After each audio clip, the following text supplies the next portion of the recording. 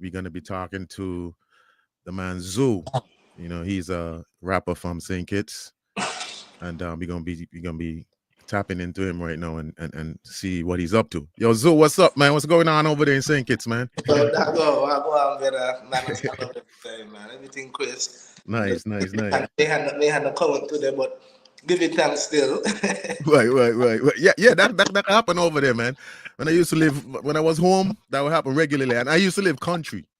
Yeah. So country, country, they get the worst whole power system, man. We used to lose power from like 8 o'clock till maybe like 4 or 5. You sure? That's sometimes. Where you live at though? Wait, no, Bastille, Matinley. Matinley. Yeah, but they're doing some doing some road work for like 6 weeks. That's what's been happening. Right. They didn't do it last week, so I'm guessing that they're making up. True. Everything is still there. All right, man.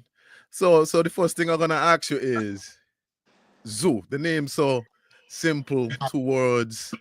Like how you come up with that? Is that a piece of your name? Is that a piece of Shaka Zulu? Yeah, there's a piece of my name, Tazu. Oh, right. Yeah, Tazu. You know what I mean? One time I was in Canada in like 2011. Mm-hmm. I was in Canada in 2011, and that's actually when I first started. Like I first made my first bands. Really? Yeah. So I was out there now, and was getting into the music, and so I didn't even have no rap name, nothing. Brethren now, young Anthony. Right. He was just one day. One of his family then was like, yo, like, why are you rolling? And he was like, yo, just me and Zoo here. And then he's like, and I started calling me Zoo in Canada, and I was like, yo, fuck it. Like, let me just stick with that. So it's really your cousin who really... Yeah, he really like said that there, and he just kind of gets stuck. Yeah, Young gave me that name, and everybody started calling me Zoo, and he was like, it just makes sense, you know what I mean? Right. It's still me, you know what I mean? Right. Yeah. That makes sense for real. But it's good to know. I didn't know that. I didn't know. I didn't know. A lot of people don't even know that, to be honest with you. No, I thought you just made it up or something, like from out of nowhere. Like me, I make up minds. That's cool. And me regular names are good names too. It's African names I have, So it's like I could have used them, but there was already rappers out there that named Kwame. So I was like, is Kwame existed already in the rap world? So and then my other name is Kinte, and it's like so it's like these names are straight Africans. Africans beating me up like, yo, where part of Africa you from? I'm like, St. Kitts. I mean, we are African descendants. Yeah. We are African. I always tell people, even guys I meet out here, I said, man, dude, the only difference we have is where the Japas are when the boat them was pulling in. If the Japas are in America, if the Japas are in America, if the Japas are in the Caribbean, if the Japas are in somewhere up in Cuba or France or somewhere, we all just come from over there. Real talk. Word. Yeah. All right, so good segue then. So when you started rapping, like when did you say, hey man, I'm gonna start doing this rapping thing? Yeah, well, as I said, I started in 2011. I never turned back. But to be quite honest with you, like just after CFB, after college, I was just playing on with a lot of freestyles and stuff. You know what I mean? Like just freestyling, just off top all the time. And it's like, music has always been a part of me. A part of my grandparents and stuff. My grandfather played for the GI's brass. His son, which is my uncle, they played in the Defense Force band. So it's like music has always been a part of my family and running through my bloodstream. So word. And what happened is, as I said, I was just doing a lot of freestyles and stuff after CFBC. And I realized that it's just so much I got on my brain that I need to get off. And it's like, I was going through so much tough times at the moment. I feel like music is what actually saved my life, you check. So word. 2011 I started actually writing, and since that I just never turned back. But the crazy part about that is when I started 2011, I wasn't in the haste to drop the music. Mm-hmm. So my first project, Hear Me Out, that dropped in 2016. So you see how Word. long it takes for me to be So comfortable. that project was a whole entire project or just a couple of songs? Well, it was an entire project, but it was only 7 songs, which was an EP. Yeah. EP still an album. Yeah, It's just a shorter album. yeah. Yeah. So I took my time and just just take my time and make sure that I was starting to get comfortable. Even at that point, I still wasn't as comfortable. Like nobody know nobody know me as a rapper. Nobody know like this is what I'm about to do. Right. None of your friends are nothing. Yeah. Well, outside of my friends, of course, because there was a part of the whole process in terms of when I started writing and stuff. Like, tell them what we were listening to. We had our own studio, all that type stuff. So Word. they knew, but like the world didn't know. Think it's Right. So Future Faces. Who's Future Faces? Yeah, so Future Faces was me, AYS, 87B. AYS is Dexter, right? Dexter, yeah. Okay, cool. Yeah. Big up Dexter one time. Dexter one time. How you mean? Adi, you know what I mean? Virgin Adi. It was just basically a whole group of us, but Dexter is really the one who came up with the name Future Faces, and so he started like the actual band and name, and that's what we was running with at that point. We kind of had a fusion from Future Faces mixed with I think them stuff they call again by I forgot. Asim is a producer, right? Yeah, okay, 87 and 87. Yeah, 87 dope, man. Yeah, it was Fire. Oh man, I can't believe I can't remember that, but but it's a good time back.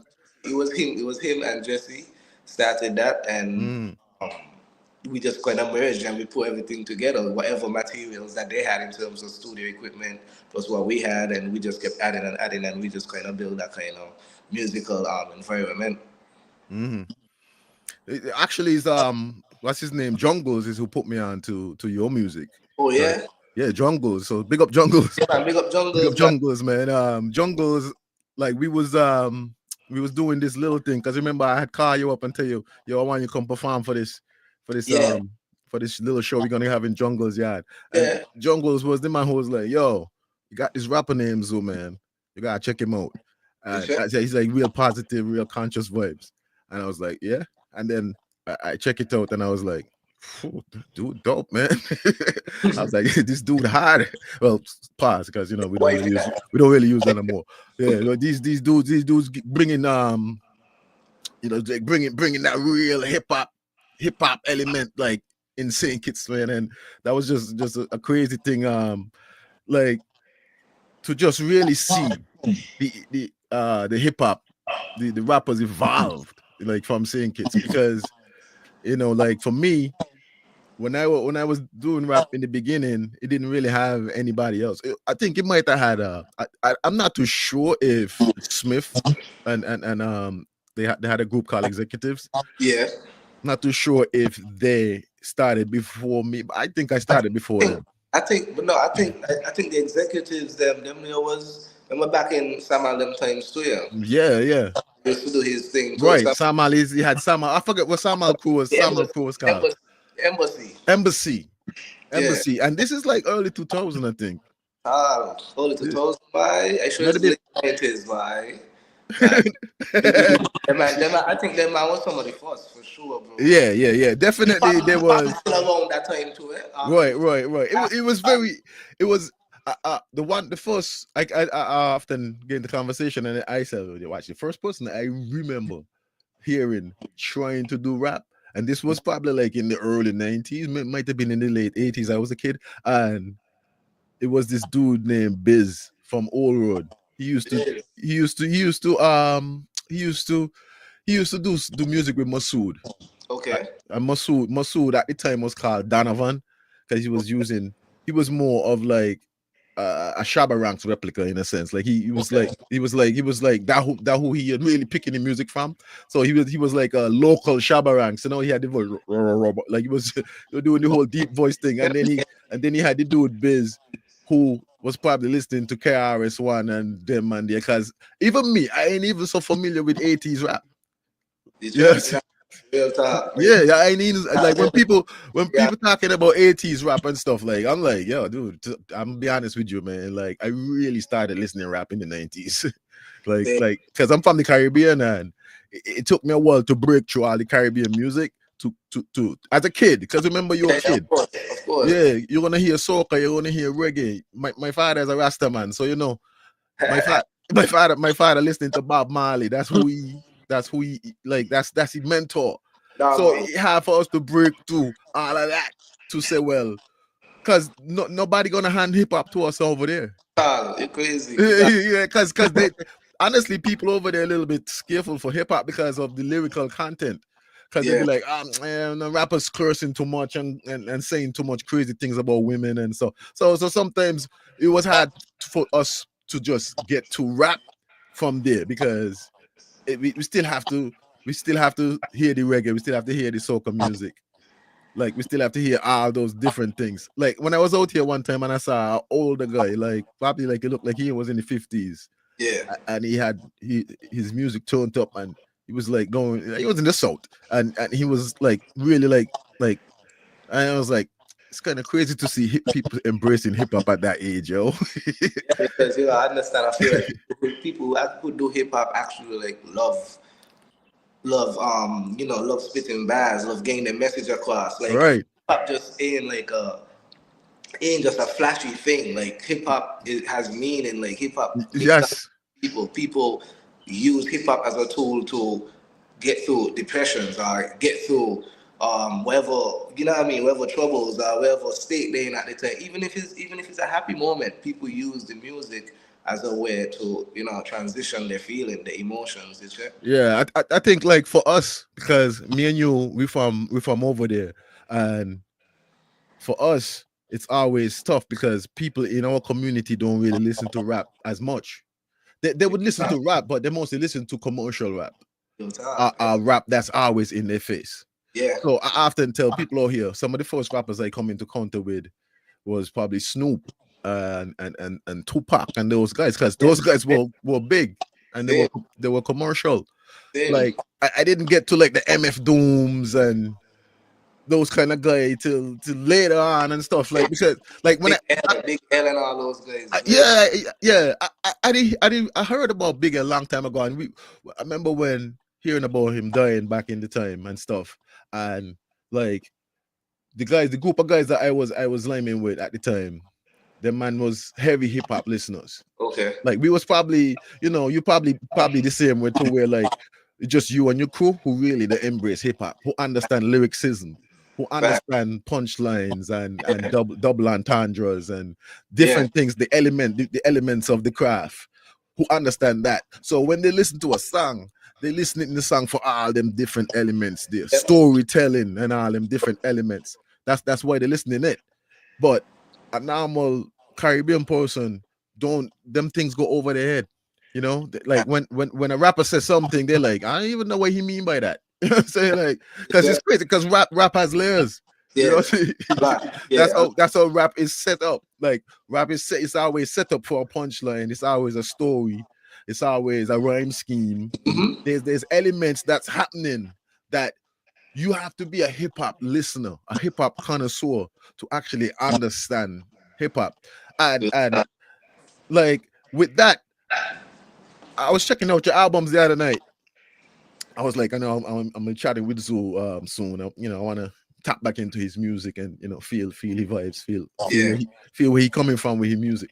Yeah. And I'm listening, man, and I'm like, yo, this shit is, sorry, man, excuse my French, but this shit is fucking amazing, yo. This dude live and base in Kids and rapping like this. You know what I'm saying? It's almost like I was listening to like a J. Cole, a Nas. So I want to ask you, like, who are some of your influences? Some I get influences from all over, but Pac is my all-time favorite rapper. Right. Just because of the social commentary all that type of stuff. Like, don't get me wrong, I like that Death Row Pack, but to be honest with you, that Brenda Got a Baby and Yeah, that positive, the that, more that was my the favorite. revolutionary pack. The Yeah. revolutionary pack is always. I think the revolutionary pack, the Death Row Pack might have created, bring a lot more attention to him. And think about it, the Death Row Pack was only like about a year tops. Me too. Tops. Yeah, you. It wasn't that long. Yeah. Dude came out of jail on a mission, got his contract, and he was like, like he just was like trying to complete the mission, and he just ended up succumbing to the streets. But yeah, so Pac, Pac, you what do you mean? Yeah, Nas. Of course, I hear the Nas. Every time I listen to certain songs, I was like, this sound like a Nas, like Be Black. Yeah, like Be Black song remind me of like a Nas vibes. I'm like Nas would write something like this. You know what I'm saying? Yeah. So I definitely hear the Nas influence in there. Yeah, of course, Cole's one of my favorite rappers too. I definitely hear the Cole influence on songs like Lola. Like I'm like, this is like a a Cole feel. Like I hear that influence, like telling that storytelling. Like putting yourself in that person's position and telling the story from the person's perspective. For definitely sure. Crazy, man. Crazy. I appreciate that, man. I appreciate that. But yeah, like right now, especially too, I like people like Larry June and Currency. Oh yeah, Larry June, and he's kind of underground. Yeah, but he's still carry weight though. Like, but what happened with him? No, he's really focused on the craft, and it's like those people that really focus on the craft, they don't really get a lot of commercial success, because commercial success meaning that you got to dumb it down. Yeah.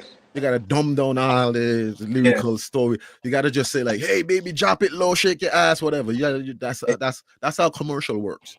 So, and it comes to the beats too, because the commercial beats, them, no, they want them. Yeah, they sound more, like I would say, they sound more happy.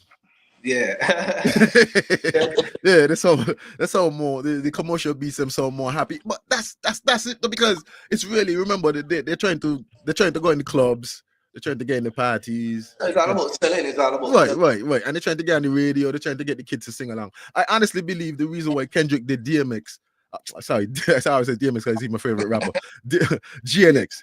Yeah. I honestly believe why he did GNX was because he dumbed it down to a point where, like, okay, this is what y'all want. This is what y'all want. Y'all just want that type of music that I just understand every word, understand everything. Here, and it worked. I mean, I don't know exactly, because Kendrick is like. You got layers. You got too many layers. Layers. I can't even say that's where he did it, but I could really say that it's been a while since I hear something like that in terms of him just like talking his shit, like, you know what I mean? Right. He sound like on that album. I'm like, yo, he having so much fun on this album. I like it. I like it. We just like, because if you follow some of his projects, like, to me, I didn't really listen to like Section 8 and his earlier projects, but I heard some of the songs. But as a whole, the project, I didn't really like get into Section 8. But when I listened to, I hate to say, because it's like people like to say, oh, well, you never listen to Kendrick, then if you To Pimp a Butterfly is where you catch him. I'm like, yo, honestly, sometimes as an older guy, because remember, I'm a little bit older than him, so it's like I'm not gonna really be listening to him like it's his peers. Yeah, because his peers are who gonna be listening to him all the time. Because remember, I tell you, DMX is my favorite rapper. Okay. And it's like, right, so it's like, if DMX is my favorite rapper, that means I've been listening to rappers from since the 90s. Yeah. So at this point, a younger rapper might catch me, but he mightn't catch me off his first album. You know what I'm saying? He might catch his peers, because his peers are top 10. You know, so they top 10. They listen. I think that's music to, like, you where you meet the artist is probably, where you were supposed to meet it at, like where's the album at. Because for me, same way too. I think I started listening Kendrick from he had this project called Untitled? No, not Untitled. Even before that, way before that. I think the album before Section 80. He had we tracked to like Ignorance is Bliss and them type of stuff. Like that's early on. Yeah, so that's early. When he was still probably K Dot or whatever he was calling himself at the time. The talk. So what I'm saying is, like, but I know people who catch on from swimming pools and yeah, true. And it's like no, they're gonna do they do the research now, and sometimes they even fall in love with projects that he dropped way before that. Right. Like I feel like it's all about how you perceive the music. It's all about how you intake the music. It's just like things might stand out to you from what he dropped 10 years ago. Might be you might not even be listening to what he's dropping right now. You might say, "But I went back and I realized this is why I want to listen to because maybe it's the catchy you check." So I get you completely, bro. Because honestly, the GNX is the only one where I see him like really popping off his shit. Really popping off. Because most of his other albums, he's more telling stories and talking about his insecurities and different things. But on GNX, he really popping off his shit. You know what I'm saying? Like he really telling them, he really like hitting you with that West Coast attitude, like, yo, if you try to diss me, I'm gonna follow up with hands, dude. Like, you know, like he really popping off on that one. But yeah, I started listening to his projects on a whole from To Pimp a Butterfly because I connected with the album a lot. Like what he was saying on the album hit me more. Yeah. Like, the stuff was just really resonate with me. I feel you. Yeah, the on the album specifically. Yeah, man. I feel that highly, and you know, for me, that GNX too is like, it just showed me at some point, bro, like, you know, you gotta pop your shit too. You know how the niggas like Exactly. Because remember people take kindness for weakness, eh? All the time. I got that Mike Tyson attitude, man. I'm humble, but don't get me mad. Trust me. So when we talking about that all the old stuff you was listening to the other day, bro, we off that now. We on a whole different type of time. I like how we do it though, because it's like he catch you way off. Way off. It's like, yo, this is like when I first listened to the album, right? I come in with a Kendrick thinking type of mentality, yo. I come in like, oh, Kendrick will hit us with that kind of deep storytelling stuff. He's gonna be like telling us, he's gonna be hitting us with some poetry. He's gonna do some jazzy. He's gonna be he's gonna bring some jazzy saxophone or something like ba ba ba ba. But he's gonna like start rapping or something. Next thing I pop on the album, like I hear the man like, oh, the game. I'm like, wait. Different type of energy. Okay, wait. Let me listen again. And listening still. He's still popping his shit like third track. This man's still popping his shit. I'm like, nah. This man is a genius, dude. Who the hell is this dude? This dude is a genius. But anyways, right? So back to So what's the feedback like over there for your music? You know, people catching on more and more. To be honest with you, I ain't drop a project in 5 years. Wow. That's a long time for a young artist, man. Yeah, you know, for me, well, of course, I mean, saying kids, you know. Yeah. So you don't really have the what you call the demand all the time. So you kind of have to. Yeah, you kind of have to. Yeah. I mean, I personally, when I listen to you, honestly, when I listen to your whole album, because I'm a hip hop head. Yeah, you know what I'm saying? Like I don't listen to no other music more than hip hop. Yeah, that's what I like to listen to. I don't care what nobody want to say. I think that's what I like to listen to. Oh, that's your preference. Right? That's what inspire me, right? And I listen to your album, and I say, they're like kicking back, and I listening, and I saying like, damn man, like it's like all of us to go through the same shit, yo. That's what like I get from the album, like this man trying to like take care of his daughter, like keep 2 jobs and shit like that, still trying to rap. You know, his buddy, he friends them, hitting him up with voice note to try to inspire him to keep him going and stuff. And them, yo, don't quit, man. Don't worry, man. Your shit gonna pop off, man. And you're different, man. You ain't gotta be like everybody else. And I'm like, that's the same shit I used to go through, man. That's the same shit, exact same shit I used to go through, because I used to be on shows, right, where like I was the only person doing rap. Same. Everybody else doing either like reggae, dancehall, soca. They no rappers there, and it's like you gotta understand, like when you're doing that, it's like you gotta change the energy. Yeah, because if people there, if people come into your not necessarily your show, but a show that you on, and you got 4 or 5 reggae artists, who's performed before you. The crowd done condition for that type of style of music. So they know looking for the next reggae artist to hit the stage. So you come on now when you're hitting them now straight bars. They don't even understand like what you saying in those bars. They don't even know how to accept it. And that's what I used to go through all the time.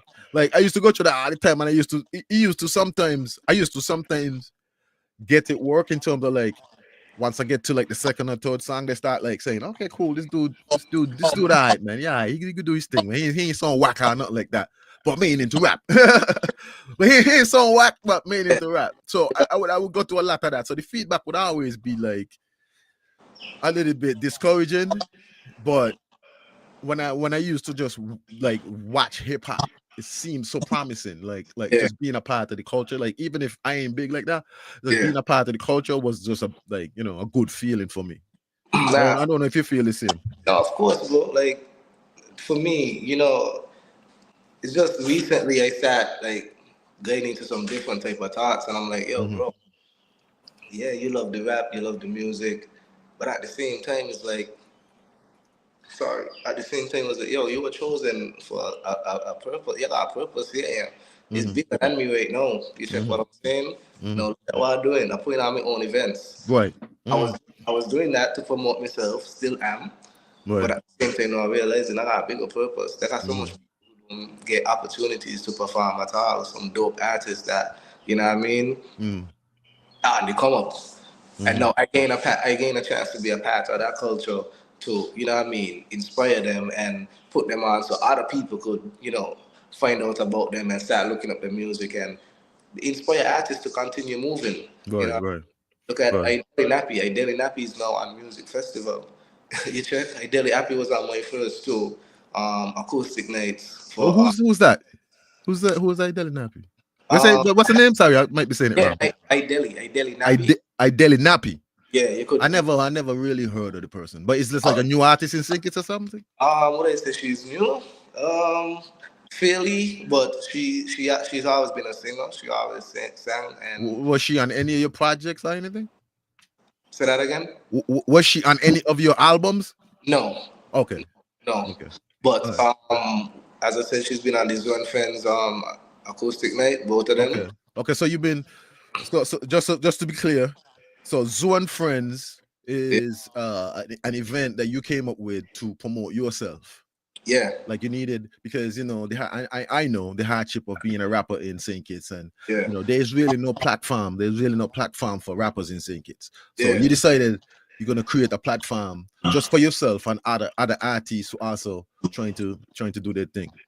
Yeah, like and this is hip hop. Like Hove did it, Rockefeller. Nobody wanted to sign him, so what they do? They form their own label.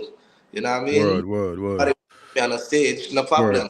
I can create my own stage. Wait. It's true. Facts. I personally feel like we got that to.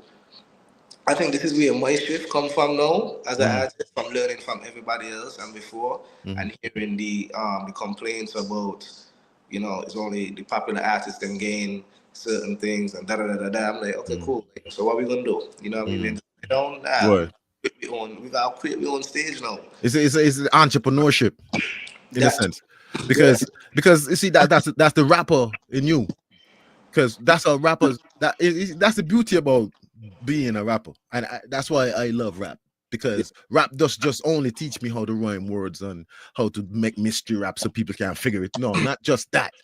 Rap is also a thing that inspire you to be an entrepreneur and resilient too. Right. Like it tell you, like, when you see an opportunity somewhere, try to capitalize on it, because you never know where it can go. You know what I mean? And basically you saw an opportunity where yourself going through the same struggles of getting booked all the time. You want to be active, because I remember I wanted to be active. I didn't want to just be sitting around waiting until music festival or carnival popping off. I wanted to be active. I said, like, I wanted to be on stage every weekend if possible. Like, even if I'm just doing a freestyle somewhere where, like, just people just there vibing out. Like, I wanted to be active. So you definitely saw that opportunity where you could just fill that void, create a show where you can be on it, and other artists who don't really get booked as much too could be on it too. Yeah, And that's a beautiful thing, man. So how are you able to fund those shows? well, to be quite honest with you, bro, I get a little sponsor here and there too. This last event I got probably one of the most help in terms of sponsorships. But for the most part, I've been doing it on my own. Out of pocket. Yeah, but the thing about it is, I would say out of pocket, but at the same time, I would still say the event's been paying for itself. Right. It's just Because been, you're selling enough tickets and stuff. yeah, like, and not only that, I just got faith and I pushing through regardless of what is happening out there. You know what I Right. mean? I understand that it is something new, Mm-hmm. and I know how it is to when you're starting something and not many people believe or support it. But if you have a great product, everything else gonna sell itself. Because now this ain't just about me rapping. I point on other people so that people Right. love to hear. So Right. they Right. so Yeah. but the ambiance is one friends that sell itself, man. Like people come and people realize how dope this show is, Right. how comfortable they feel and dressing nicely and all these things. People realize Creating a standard, yeah, we're creating a different style of entertainment. Right. So when we do that now, it's like, don't get me wrong, as I said, like in the beginning, it was real like slow, but at the same time, that's what we go. It takes time for you to build something great, like greatness ain't and just pop up overnight. Maybe sometimes it does, and sometimes it don't even happen like that. You just finding out about it, but Mm-hmm. it's juggling somewhere. You know what I mean? Somewhere back there, it's been happening slow process all the time, but now we Right. get super big. It's like you realize it, you check, but I just say all of that to say like the event's been paying for itself, but I'm super grateful. Everybody who been supporting me from day one. There are people who never missed a Zoo and Friends here. Word. Yeah, and I done had 7 events. So you 7. So you've been doing this for about 3 years? Since 2021. So that's what 5 years Oh, now, 4 or 5 years. long time, Yeah. man. So that's why I ain't been dropping no albums Because you've because been doing this I'm with kind of friends. focused. Yeah, I've been dropping singles though, Yeah, trying to I've sing. seen some singles. But no, what we're doing now is I had to kind of like refocus my energy to build the platform because I realized the Mm-hmm. platform is it's so much more important than just the music that I put out because this is Mm-hmm. not creating legacy for those to come. Right. This is to inspire other people now who want to rap, but it's just I dance feel on. like there's no platform for it. Yeah, and not only rap, maybe they want to become an opera Maybe, singer. Maybe they right, want right. to. Yeah, maybe they're doing rock or something like that. You know what I mean? Like I want to inspire people who want to do something Other different. genres. Mm-hmm. Yeah, I want people. I want to inspire artists who want to do different genres, and they Mm-hmm. don't have to subject themselves to this one thing that's pushing. Right, You check right, what I'm right. saying? So that's what One Yeah. Friends is all about, and Mm-hmm. I paying attention to the market, bro. Mm-hmm. I ain't just out here like putting on just my friends or not like nah. Ain't so you go. A lot of people who I work with ain't even make it as One Friends yet, Right. because for me it's the formula. For me is you gotta the right placements. Mm-hmm. What I'm saying. Mm-hmm. So I say all of that to say like Mm-hmm. what I'm doing right now is this is going to bridge the gap for other artists to come. No, this can open up other artists' mind. Like, yo, I don't have to wait on nobody. I don't have to wait on the government. I don't have to wait on somebody to come and put me on a show. Like, I could do my own thing. You check what I'm saying? Word. Like, I created now this whole other path because this, I don't know if you know, but Mm-hmm. I probably was the first artist to put on his own events here in St. Kitts. I mean, And I just being real. I don't. a lot of artists have tried. Let's say a lot of artists have tried to put on the events, but it didn't last. Okay. It didn't last. So you probably been the only person that's been able to put on Okay. the own event and keep it going. Granted, Right. because you're right. Because I can't look past what you and John was doing at the same time too. What me and All those Jungles are also. events. Check. Right. And what me and Jungles was doing too was very like small. It wasn't that big. It was almost like we was trying a thing, and it probably could have gone further, but it didn't have enough strength and stuff in terms of like putting it together properly and Okay. everybody on the same page and all that stuff. So you might have more organization because you're going on for 5 years now. So you have to have something that's working your team or whatever, working with you, like everybody coming together with the one focus and keeping the mission going. To be So honest, and then you had people like Crucial Banky who did the homegrown. oh yeah, he did. I remember attending a homegrown, but then that's Crucial Banky. Like he was already at a whole different level. I'm And talking about then he got Michael Summers too. He do his own thing too. I don't know. I think I forgot what festival. I think it's called Sugar City Fest or something. okay, but you see, but I'm saying like from Crucial Banky's standpoint, Mm-hmm. he was already Crucial Banky. Well, he done had a name for himself. Yeah, you know what I mean. Mm-hmm. You know, I coming out the dirt Right, with right, nothing, with just right, belief. right. Right, You you're coming from grassroots, like, you know what I'm saying, like from grassroots. Nobody know who you is. Nobody even hear about you, but here you are putting together like this amazing show. yeah, because it's like when God told Noah build the ark. Noah's like, "Why building this ark for?" Exactly. You know what I mean, Like when you get the idea to do this show, I'm sure like you was thinking like, I mean, of course I thought about it, but I just know that come from divine, that come from God, that come from right, right, that source. You check what right, I'm saying? And it's like I believe in it, bro. I believe in it fully. Don't get me right. wrong. I'm scared moments because when you ain't get sponsorship sensor and it's like, oh shit, like Yeah, yeah, yeah. I was hoping I ain't on nobody. I'm hoping I ain't Yo, I did quite a few events, man, and it used to be real scary, man, because like what I would try to do is pay off everybody. of course. Yeah, I'll be like, and you see the problem with paying off people sometimes too. They could bullshit you too. They could be like take your money and not show up and Oh no, no, all these different things. So you always have to do it in a professional way where these people gonna show up for sure because of you paid course. them, they sign a paperwork and they say, yeah, we're gonna be there on the 16th at 8 o'clock. Cool, boom. But that's the whole thing. I only hire professionals, bro. Right. I don't play that. You know what I mean? If I ever pay you for a show, you don't show up, you will never be at my event again. Point blank. Exactly. What kind of book? Where you from, who your people be, I don't care. You know what I mean? I don't look. I always do good business. That's my thing. Good Right. business. I can't sleep at night if I owe people, bro. Yeah, me neither. So for me, it's like again, the event's been paying for themselves. Even if I don't make anything, oh great. Look, I don't owe nobody. Number one, number two, the event was successful. People enjoy themselves. People coming back next year. No Right. problem. I don't have to get rich. Wait, no. I don't have to get No, all no. this. Events actually take years. Because I You know, remember when they were doing Inception and all them other events that's actually flagship events now today in St. Kitts. Them events and stuff needing had good staging or nothing like that. Like they couldn't even afford to get a dome. They would just do regular staging, you know. And I know when you go to them events there now on the schedule for carnival, like they in like the government of St. Kitts putting out a list of events for you to go to during carnival and them events on it now. So that's the level you might be looking at. You might be looking at now. They're putting your event on the schedule for when you visit St. Kitts. You know? I mean, them things could happen if I really wanted to, but it's not about that for me personally. As I said again, like when the event from day one, that's how I feel with the music and everything else. You're gonna always reach its rightful people. Right.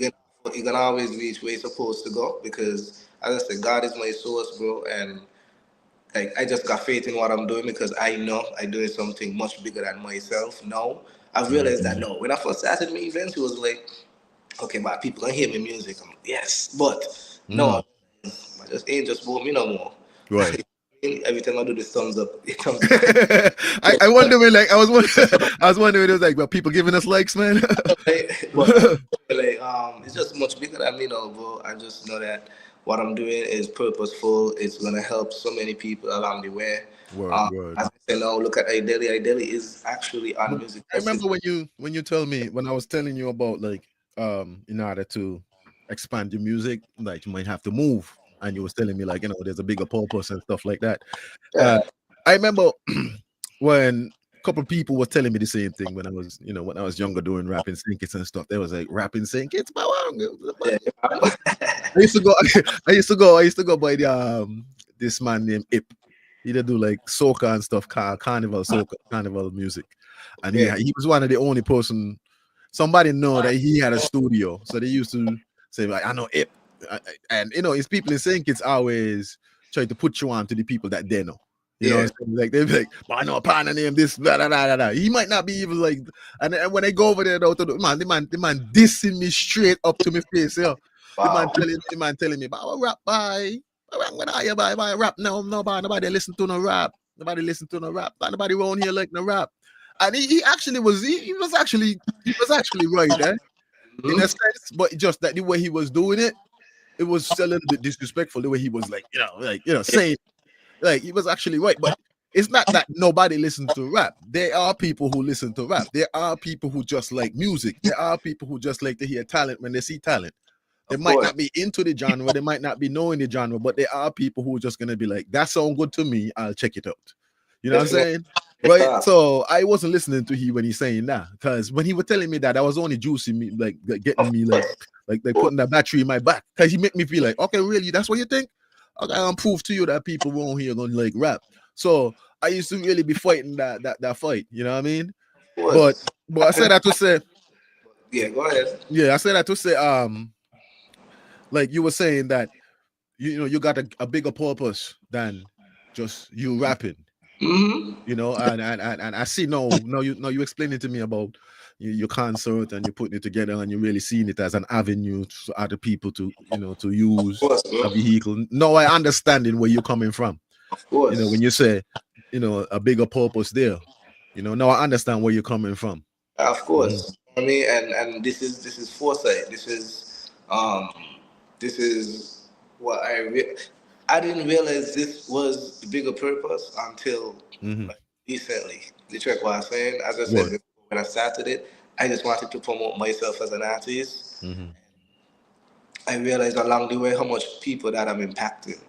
You know what I mean? How much people that come to the events and say, "Yo, like I just feel so recharged right now." Like, the event was a time for me to come and decompress and listen to some great music and even get inspired to even chase whatever they wanted to do. Because when they look at me, they was like, "Yo, this dude is a rapper. This dude ain't never made it on music festival. This dude ain't getting all the accolades that um, I guess he would like to get or whatever. But look at him doing his thing. Look at him these events and look at people showing up. Every time I come to this event, I'm seeing another 10 people, another 12 people, another 20, another 30. You should be easily, not to cut you out, but you should be easily on music festival. Trust me. You already got the credentials. You have the material. You've been on stage many times that you can't count. You got your own festival going on, your own little thing going on. You easy. It's just about who's in the committee meeting. Me and Scratchy had a conversation about this when we was talking. It's all about who in the committee meeting. If somebody in the committee meeting decide that you have to be on the next festival, you will be on the next festival. So in any matter like they're just passing over you. They actually kind of just passing over you because you're doing rap, because that's how they be. That's just how it is. You just they're not gonna put no other genre in front of rap. I mean, sorry, another rap in front of no other genre that they're listening to. They listen to the Kaiso or whatever they call it. They listen to the soca. They listen to all that stuff, and to them, they put that first. They want to make sure that is platformed first before even before dancehall. Even before dancehall, they want to make sure that type of music being platformed, because to them, that's what we country produce. I don't know. I don't know. I don't know. I don't even know if that's the case. From experience, because generations will change, eh? Of course. So right now the temperature might be different in terms of that. Right. That's what I'm saying. So I don't know if it's a matter of they want to put rap in the forefront. Of course they don't, bro. Yeah, they don't. I just I'm telling you, they don't. It's nothing against you. It's nothing against you. You actually, they actually like you. Of course. They actually like you as a person. What you're doing, you're talented, you're promising. You could represent Saint Kitts if they needed you to. Like, they actually like you. It's just that in their mind, like, to them, rap music is not their culture. That's just how they roll. Yeah, that's how they roll. It's like look, I had this conversation with Scratchy the other day. He told me that's the reason why Byron Messiah changed his genre. Because when Byron Messiah was rapping, whoever was there in the studio, tell him, bye. You should do dancehall, you know. Because he was like doing dancehall as a sideline thing, like messing around. And like they were saying, like, I believe people gonna rock with your dancehall more than your raps. And the thing is, nobody could make me stop the rap. They tried very hard. And a couple of times I quit. I tell people only once I ever quit rapping. I quit rapping in 2020, maybe 2015, like 2016 till about maybe like 2019. Yeah. I quit rap. Because the people that I was around and who was there with me at the time was telling me, bye, ain't walking, bye, ain't this, that. These are young guys, younger than me. Yeah. You know what I mean? And this is what they were saying. He had man who was standing up in front of me and said, man, stop it. I quit. I was like, yeah, man, y'all must be crazy. But I say, look, I won't quit, but I'm gonna try and work with y'all, whatever y'all wanna do. And we did what they wanna do, and it still ain't work. And I come back to doing rap again, and I produce one of the best projects of all time. So these guys were just talking. Just you need people around you who just believe in you. Right. Even if they can't see a way out. Like, dude, like I can't see a way out here, but use me nigga regardless. Like exactly. Let's go. Exactly. You know, we rolling still. You check what I'm saying? That's what you need. Like the minute any of my people that around me tell me, "Boy, you can't do this." You can't ask me for nothing when I make it there. I'm telling you, but you know, all them dudes there and stuff right now. When I see them, because sometimes they still have me Instagram. Hey, and not to cut you off, as you could say, no, you can't do it. Really? Yeah, straight talk, G. Straight talk. I tell you, right, like I see some of them dudes there right now, right? And I'm saying, look at these dudes. The same dudes them who was talking all that shit there. Look at them. What they doing? Nothing. So that was just people giving you their opinion that don't know anything about what you're doing. Nah, not at all. How you give an opinion about something you know nothing of? Facts. Like if I try to build a house and you never build one before, you never lay a brick, you never pull a shovel, you never pull a level, and you know how the blocks them go up and stuff. How you gonna tell me the house can't build? Real talk. You never build one. The only person who could tell me that is a contractor. Like when I go to a contractor, now a contractor could say, "Bye, but we can't build that here because logic's ain't right." But a normal person who knows nothing of the thing that you're doing, always quick to tell you that it's not gonna work. Don't worry, man. It's all good. But anyways, I remember a sister of mine tell me, "Boy, nobody want no lady want to be with a 40-year-old rapper." That one. You check. But I'm a messenger at 40 though. God spare me life when I get to 40. I'm a messenger and I'll be like, what do you think about the success now? I mean, I got married at 41. So I don't know what she's talking about. So she definitely off. I mean, people just think what they think because it's never been done. Nobody know they needed an acoustic night. Don't get me wrong. There are people who did acoustic nights before. This is acoustic night for the Zone friends, right? Yeah. Okay. But like it started happening, and then people so excited about it now, and everybody like, yo, like this is such a cool energy. Like exactly. Outside of all the fets and jumping up and going on, like ladies could just come to my event, like chill, some wine, listen to great music, be entertained, and they just feel really great. And it's like nobody knew they wanted this. People don't know what they want until it happens. Yeah. They can't what you see. Exactly. It brings it back to a quote from Rick Rubin. Rick Rubin said, "The listener of the music don't know what they want to listen until they hear the music." Real talk. So you could be in the studio thinking like you're making the music for a specific type of listeners. No, don't do that.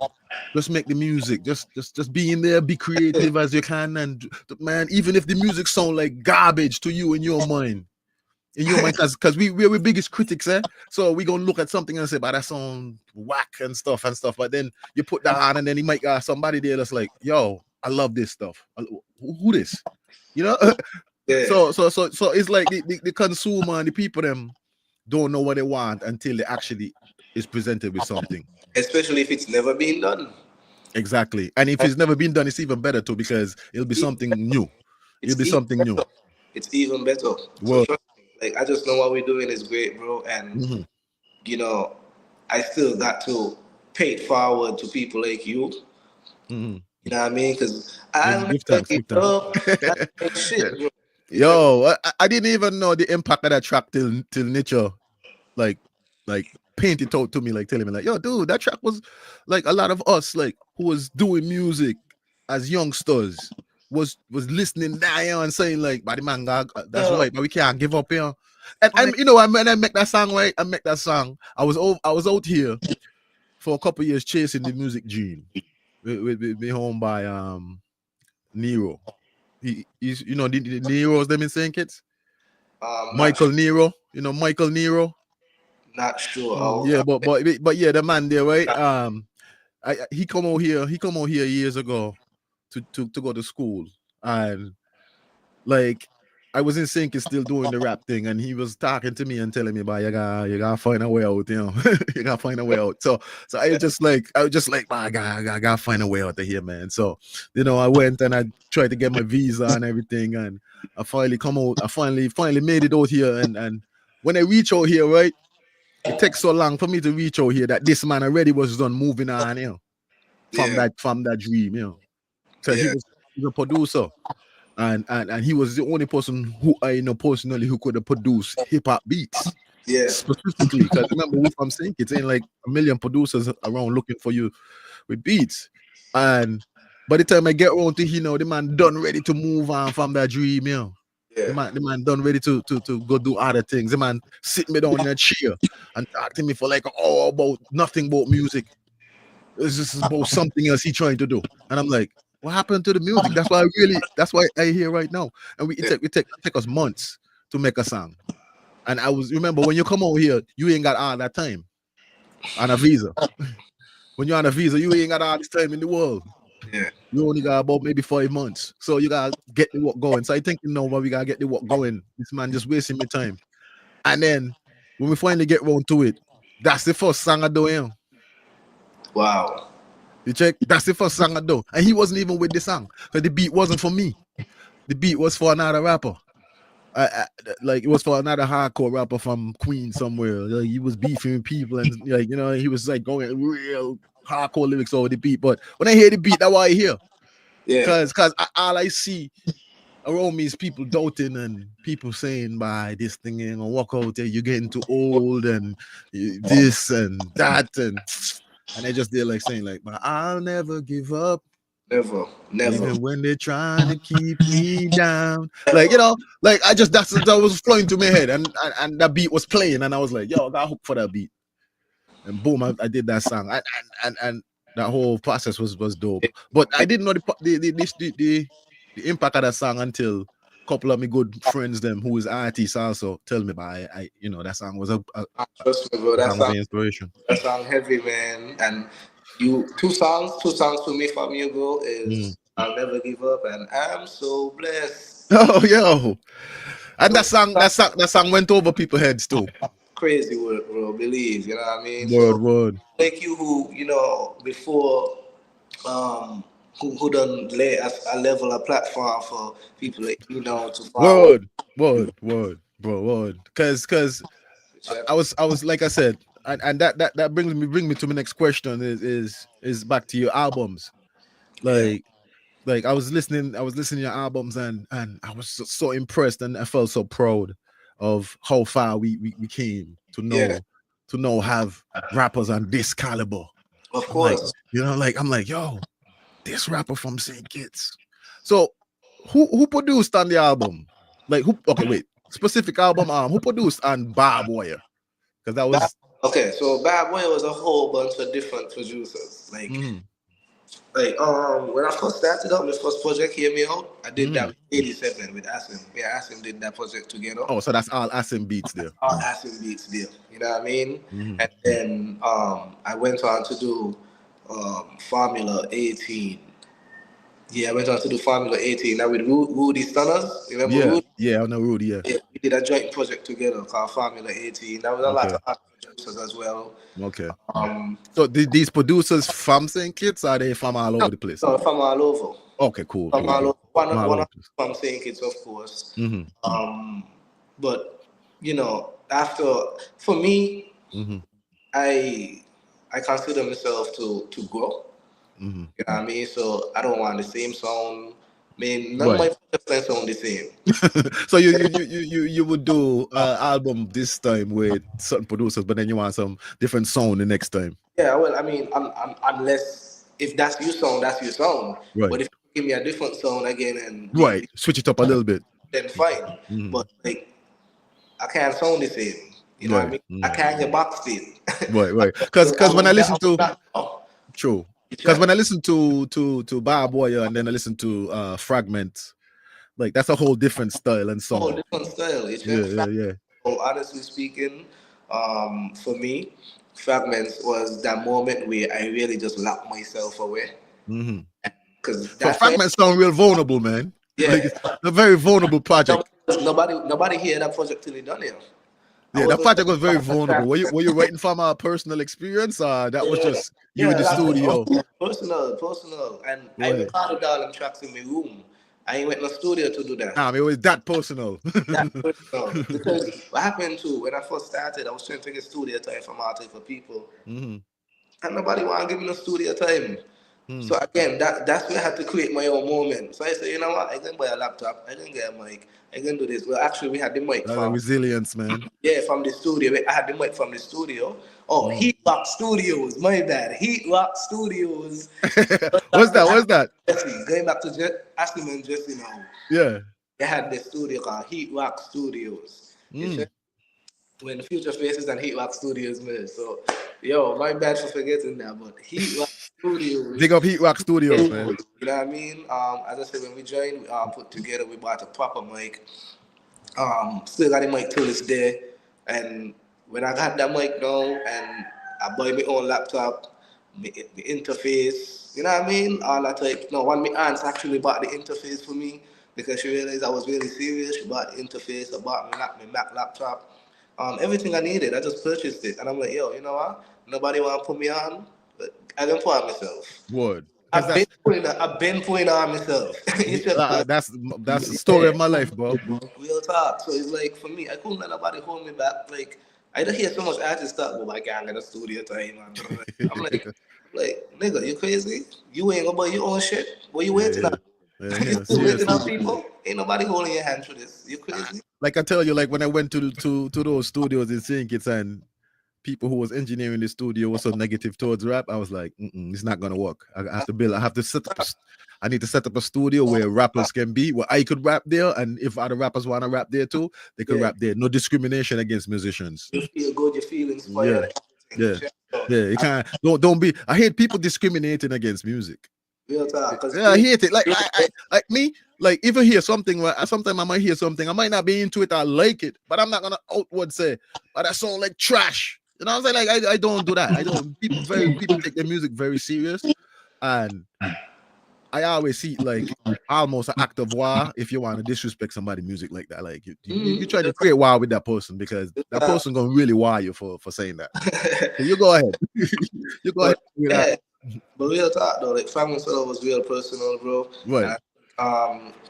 Personally, I think that's my best work to date. So that's your favorite one? That's Fragments? Yeah, Family Solo is my favorite. Okay. Think that's because your albums are like your little kids and that's one of your favorite kids right there. Yeah, real talk. So it's like, because not only that too, one, I was shifting in the music, in the being more vulnerable. You know what I mean? Try opening up more, talk more about personal stuff. Yeah, using more melody. Because it sounds like a real personal project when I listen to it. Yeah, real personal, bro. Yeah, you're talking about like a lot of like relationship issues. Yeah, love and stuff. Love and just getting just like feeling like somebody just really disrespect you in a lot of ways. Like chicks, yeah. Like when I listen to it, I was like, this is like a deep kind of like vulnerable, almost like I mean, like almost like a note, like you're writing in your notebook, and you're just writing down these thoughts in your notebook, but you actually open up the notebook and you let people read your thoughts. Yeah, you check. It's like real vulnerable stuff. Yeah, man. Yeah, man. So that's the whole energy there. But I said, why I say it's my favorite now because I wasn't sure about it because it's so personal, and I'm like, yo, like, if I really put this out there, man, like, and I trusted myself to do it, and then like the impact behind it was amazing. Right. I mean, I even had a The listen feedback was back crazy. that. Yeah, so trust me, and then a lot of females start hitting me, a lot of women start hitting me up and start talking about certain things, and like it was like, okay, cool, wow, like I couldn't even believe it. But just to open up that conversation and to create that space, I just know that Fragments of Love will go down to be one of the best albums, and also Saint Kitts as well.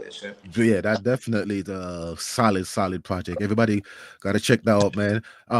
One thing I realized is that a lot of these albums that you have created went over people's heads, because they're so deep and it's rap music. But I think that people really need to get exposed to this music because it's such good music, and hopefully I'll do my own helping. I'll push what I could push because I feel like people need to hear your music, man. Your music is amazing. It's just that the right ears, it didn't get to the right ears yet. It didn't get to the people them because trust me, man, there's people out here who are always looking for that new music, always looking for that artist that tapping into thoughts that they really love to hear about. Right. I mean, and it takes time too. Like I tell people all the time, when you're doing something, like you don't expect it to just pop off one time. Like it just takes time, and I cool with that because I really love the music. As I tell you, like when I first started writing, I took my time and name drop nothing for the first 5 years, like back. And then now I done dropped 5 projects. Last time I dropped was So you 2020. got five projects out. Yeah, I got Okay. 5 projects. Could you name them so people could? Yeah, so the first one, Hear Me Out. The second one, Formula 18 with Woody. The third one, Fragments of Love. The fourth one is Wild and Curfew. That's the one I gotta check out. I ain't check out that one yet. Yeah, so check out Wild and Curfew. Small EP again, 5 tracks. And Bad Boy. I Bad Boy. dropped those two in 2020. Bad Boy is a crazy. Yeah. I would say one of the best albums out of Saint Kitts that I've heard so far. Yeah, you check. I appreciate that, bro. Yeah, definitely one of the best albums, man. Yeah, man. I see you like the king of rap right now, you king. Oh, word. Yeah, man.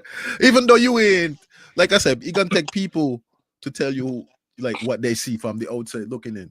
Yeah. Because you're humble, you're not gonna be walking around saying you're the king of rap until you feel like saying that. You know what I'm saying? Yeah, but I'm not talking about like the entire rap culture. Yeah, I understand. Like from where you are, in your region, what you're doing, the work you're putting in, the albums them you're putting out, the work ethic, like who else rapper over there doing it like you right now? I don't know any. So you have to be you're the king over there right now in terms of in your own world. Yeah, I feel you ain't the king over nobody. You ain't trying to say you're the king over nobody. No, you're the king of your world. You know what I'm saying? The king of your world. Whatever you're doing rap, dude. There's people over there doing rap, right? But I don't know if I'm not tapping into them as much. But I personally don't see. I ain't see nobody who putting out the body of work that you putting out, and putting yourself in certain positions to make sure that your work is being consumed and putting yourself on streaming platforms. Like I ain't got so much projects on streaming platforms, and I've been around for 20 something years. Yeah. I only got maybe about two projects on streaming platform because also the default I started off in CD era. Don't mean to put my age out there, but of course, yeah. Started off in CD era. You walk around and give out demos. Me too. My first album, it was CDs. You had CDs? Yeah, I sold CDs. I was in town, my backpack, everything. Really?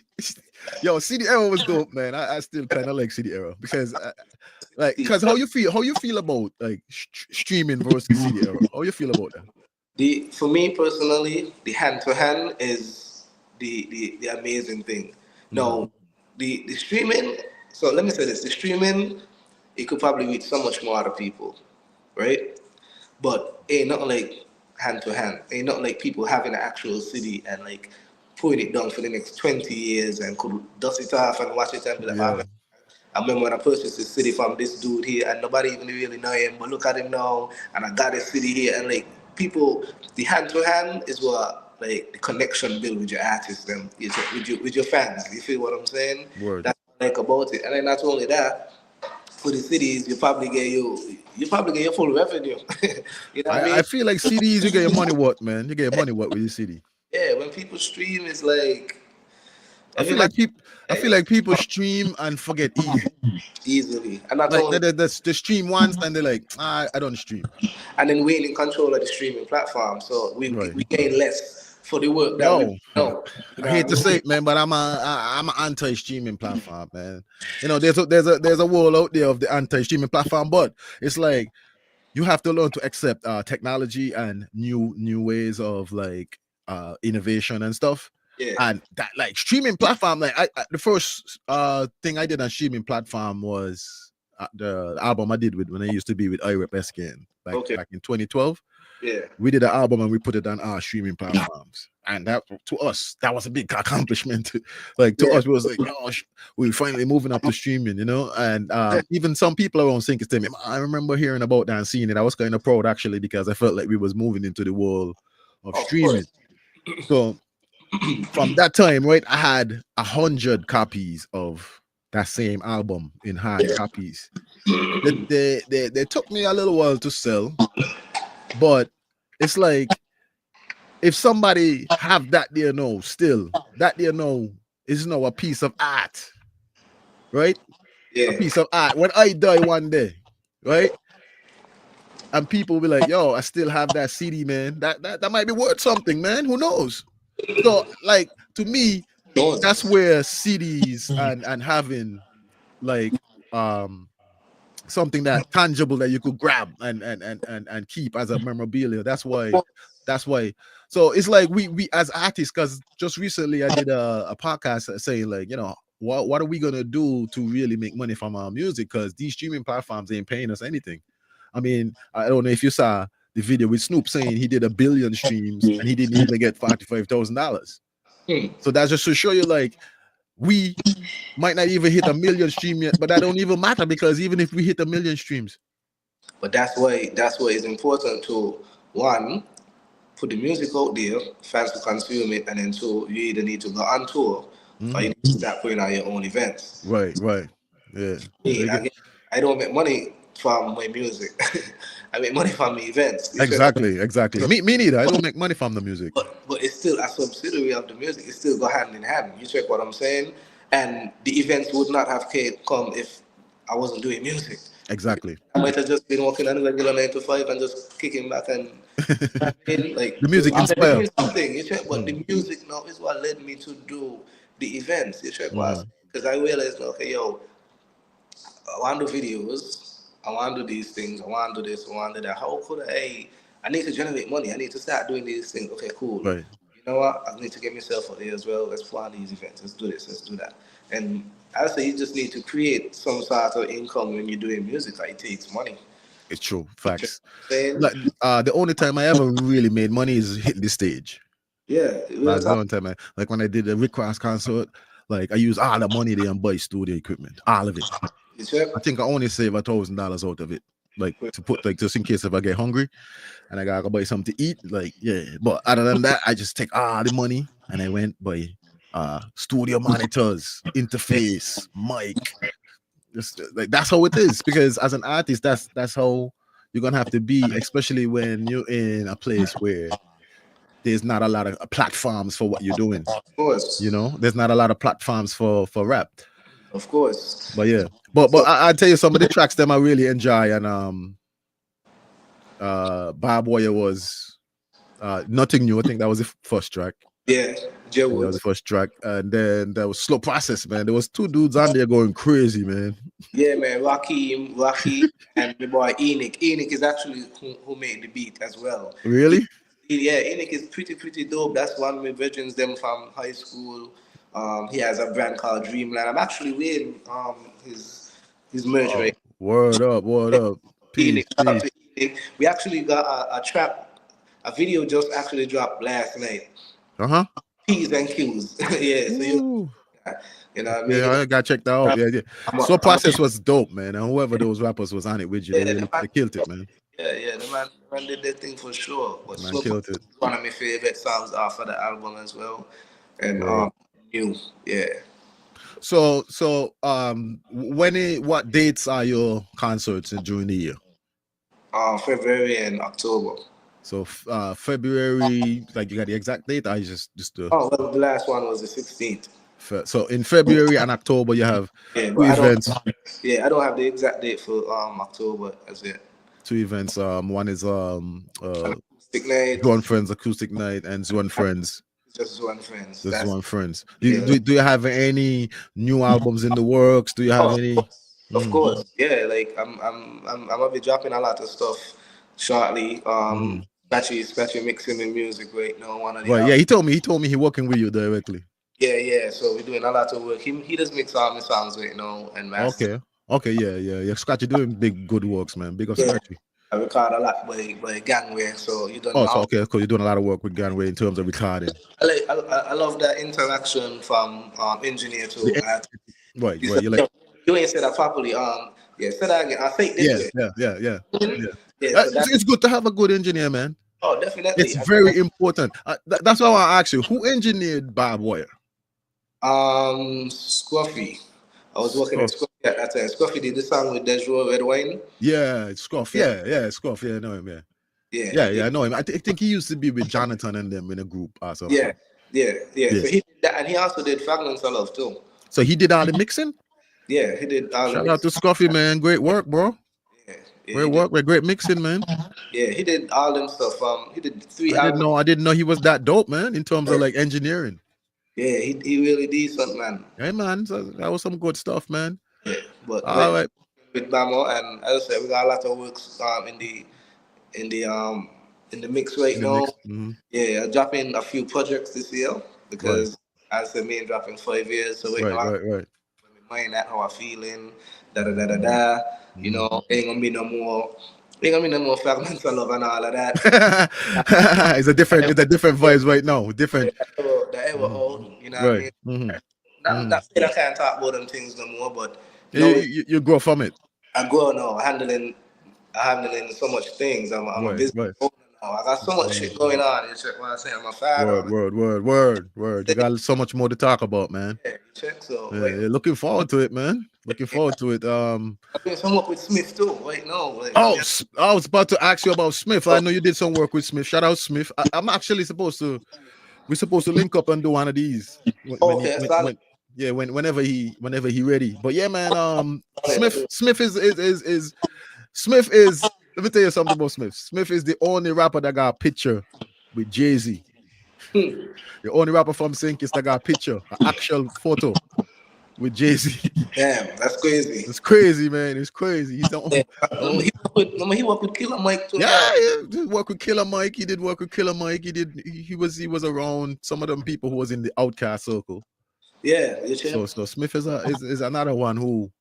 That's why I want to talk to him, because a lot of people don't know the extent that he works. Real talk. And the thing about he's an amazing producer. Of course. And when he reached out to me and told me, like, yo, like, he respect what you're doing. Word. And even to see, like, me and him working with, the project basically done. We're working on a full project. Oh.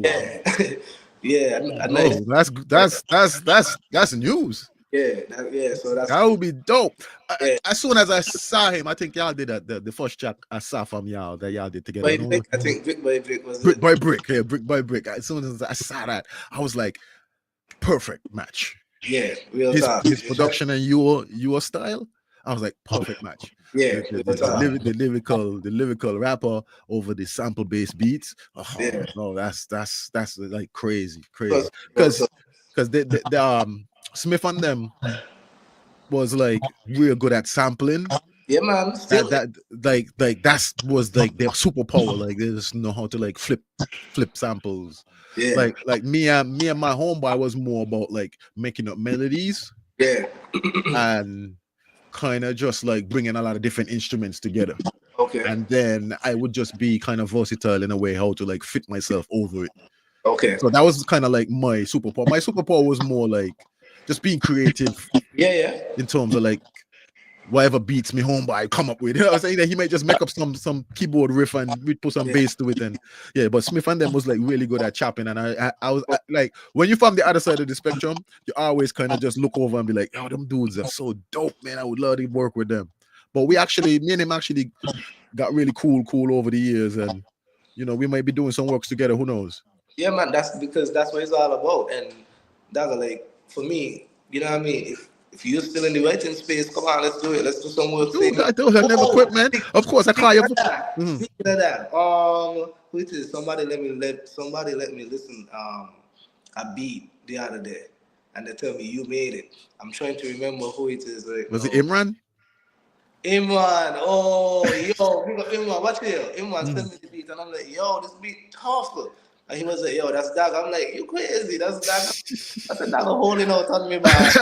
hey, you know how much times when I finished making a beat, I thought about like sending it to you. I was like, I wonder what's Zuak by in terms of beats. But like, you know, so sometimes as an artist and as a musician, sometimes when you hear other people's music, like, his music sounds so amazing. What the hell he need me for? Like, what he need me for? Everybody, let's go. Yeah, man, I got some stuff I say. Oh, Zoo would kill this right here. Yeah, send me the beats. Yeah, man. All right, man. Now I know for sure. Because the funny thing is that like Imran, the reason why Imran ended up with beats for me, because remember when I did my album, I tell you, like, I produced the whole album myself. Yeah. Because me had nobody was around to produce no music for me. So I was like, dude, you're gonna take up yourself and learn these things and stop being lazy. Yeah, stop being use a musician, because I started off as a musician, you know, playing bass guitar in bands and shit like that. So it's like, as a teen, like I say, I had to break through all the soca to get to rap, you know, like when I break off from, because me and my cousins them, we started bands when we were teens. Yeah. And then when I break away from them now to do something, it was rap, and they were like, rap. You know, and my cousin actually produced a beat for me. You know, because he was the only one who knew how to work at MPC. Okay. So he was like, okay, I can make a beat, but it gonna sound like a Tupac beat, man. Because he was like a Tupac fan. Like, it was like the only rapper he used to listen to. So he would just go on and say, hey, this is gonna be like a Tupac beat, man. And he made a beat for me. And I think we actually remixed this song by a rock group called Foreigner, a song like, I wanna know what love is. So I was just like, I had that the hook because I was singing the whole, like, he did over the whole hook. He didn't even sample it. He did it over, and then he just got that. And I'm on the verses just due to the fact that we was listening to Tupac so much. If I hear that song right now, I'm sure it sound like Tupac. Yeah, like, you go back sometime, you go back and listen to this song and say, why the hell I sound like Tupac? Right? Because, you know, as a rapper, you listen certain rappers so much that you end up sounding like them when you start rapping, eh? Mm-hmm. Trust me. So I feel that 100%. Well, yeah, man, we got some work. Yeah, man. No. Well, here the thing now. Now I know that you're actually interested in hearing some of the music that I produce. I'll definitely send you. I got too much beats, man. It's like, what you gonna do with all this music, man? You gotta share it, you know. Yeah. See if anybody else might be interested, and see if anybody else might like it. Yeah, man. Because I tried to do another Phoenix, hopefully. But these albums ain't easy to do nowadays, because when I first did the first album, that the one I had called you up for, that one, when I first did the one, I had more time on my hands. My son didn't born yet. Like, my wife used to just go up all day, and I would be home, and I would have that time on my hand to just record music. I don't have that no more. I have that no more at all. So now I'm busy with my son. You know, I got this to do, that to do. I get moving around, so I'm trying to find time and space and all that to do it. So, but definitely, man, I need you back for the second one, man. What do you mean? Yeah, man, I need you back. I want us to try. I definitely want us to try some new things. So, hopefully, maybe we could try out a couple of different beats and styles and see what we could come up with. Of course. See what we could come up with. Right now, yeah, man.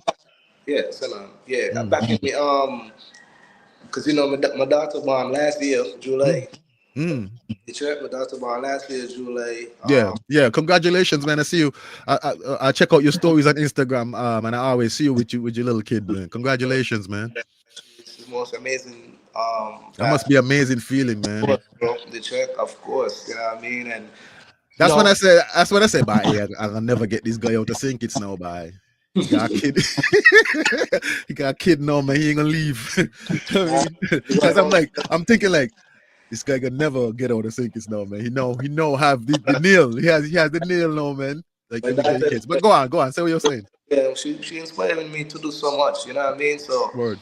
I just saying like no, it's like I realize I need to balance everything. You know what I'm saying? But I'm getting so much better at it as a boy, and she's getting older too. So everything balancing out. You know what I mean?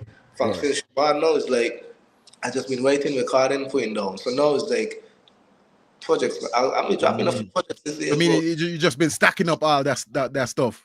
Yeah, I know. I'm still working and still waiting and recording, putting the projects together. Because word.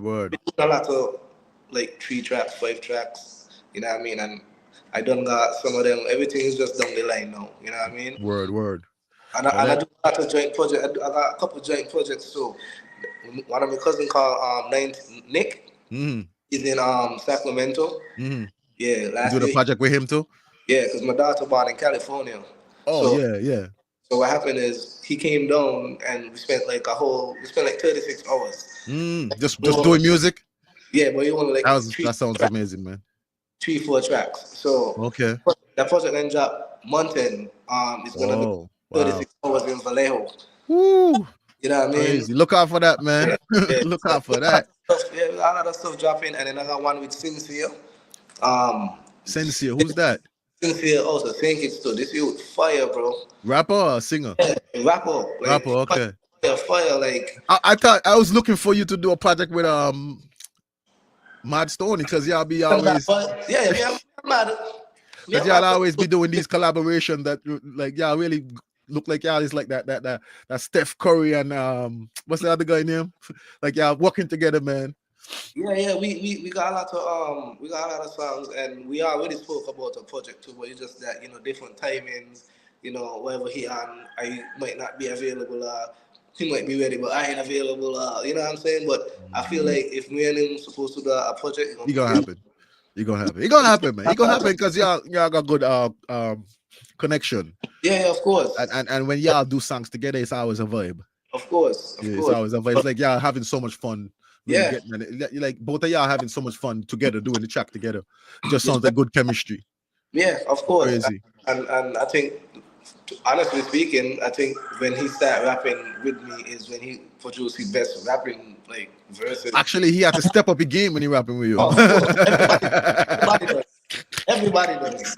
Not just him. Everybody does. I mean, like I remember when you sent me back your voice. I mean, I don't remember. I think I was waiting for your voice to start writing, because sometimes I like to feed off the energy, I think you sent me the hook. I sent you the hook. I didn't send you my voice to like no. Because you said so. We want to wait about. I said, I'm send you the hook to see if you can build a vibes, but we also just waiting about like overcoming like things and stuff. Like this is the moments that we really waited for. You know what I mean? But but that song, man, that's one of my favorite songs on the project, man.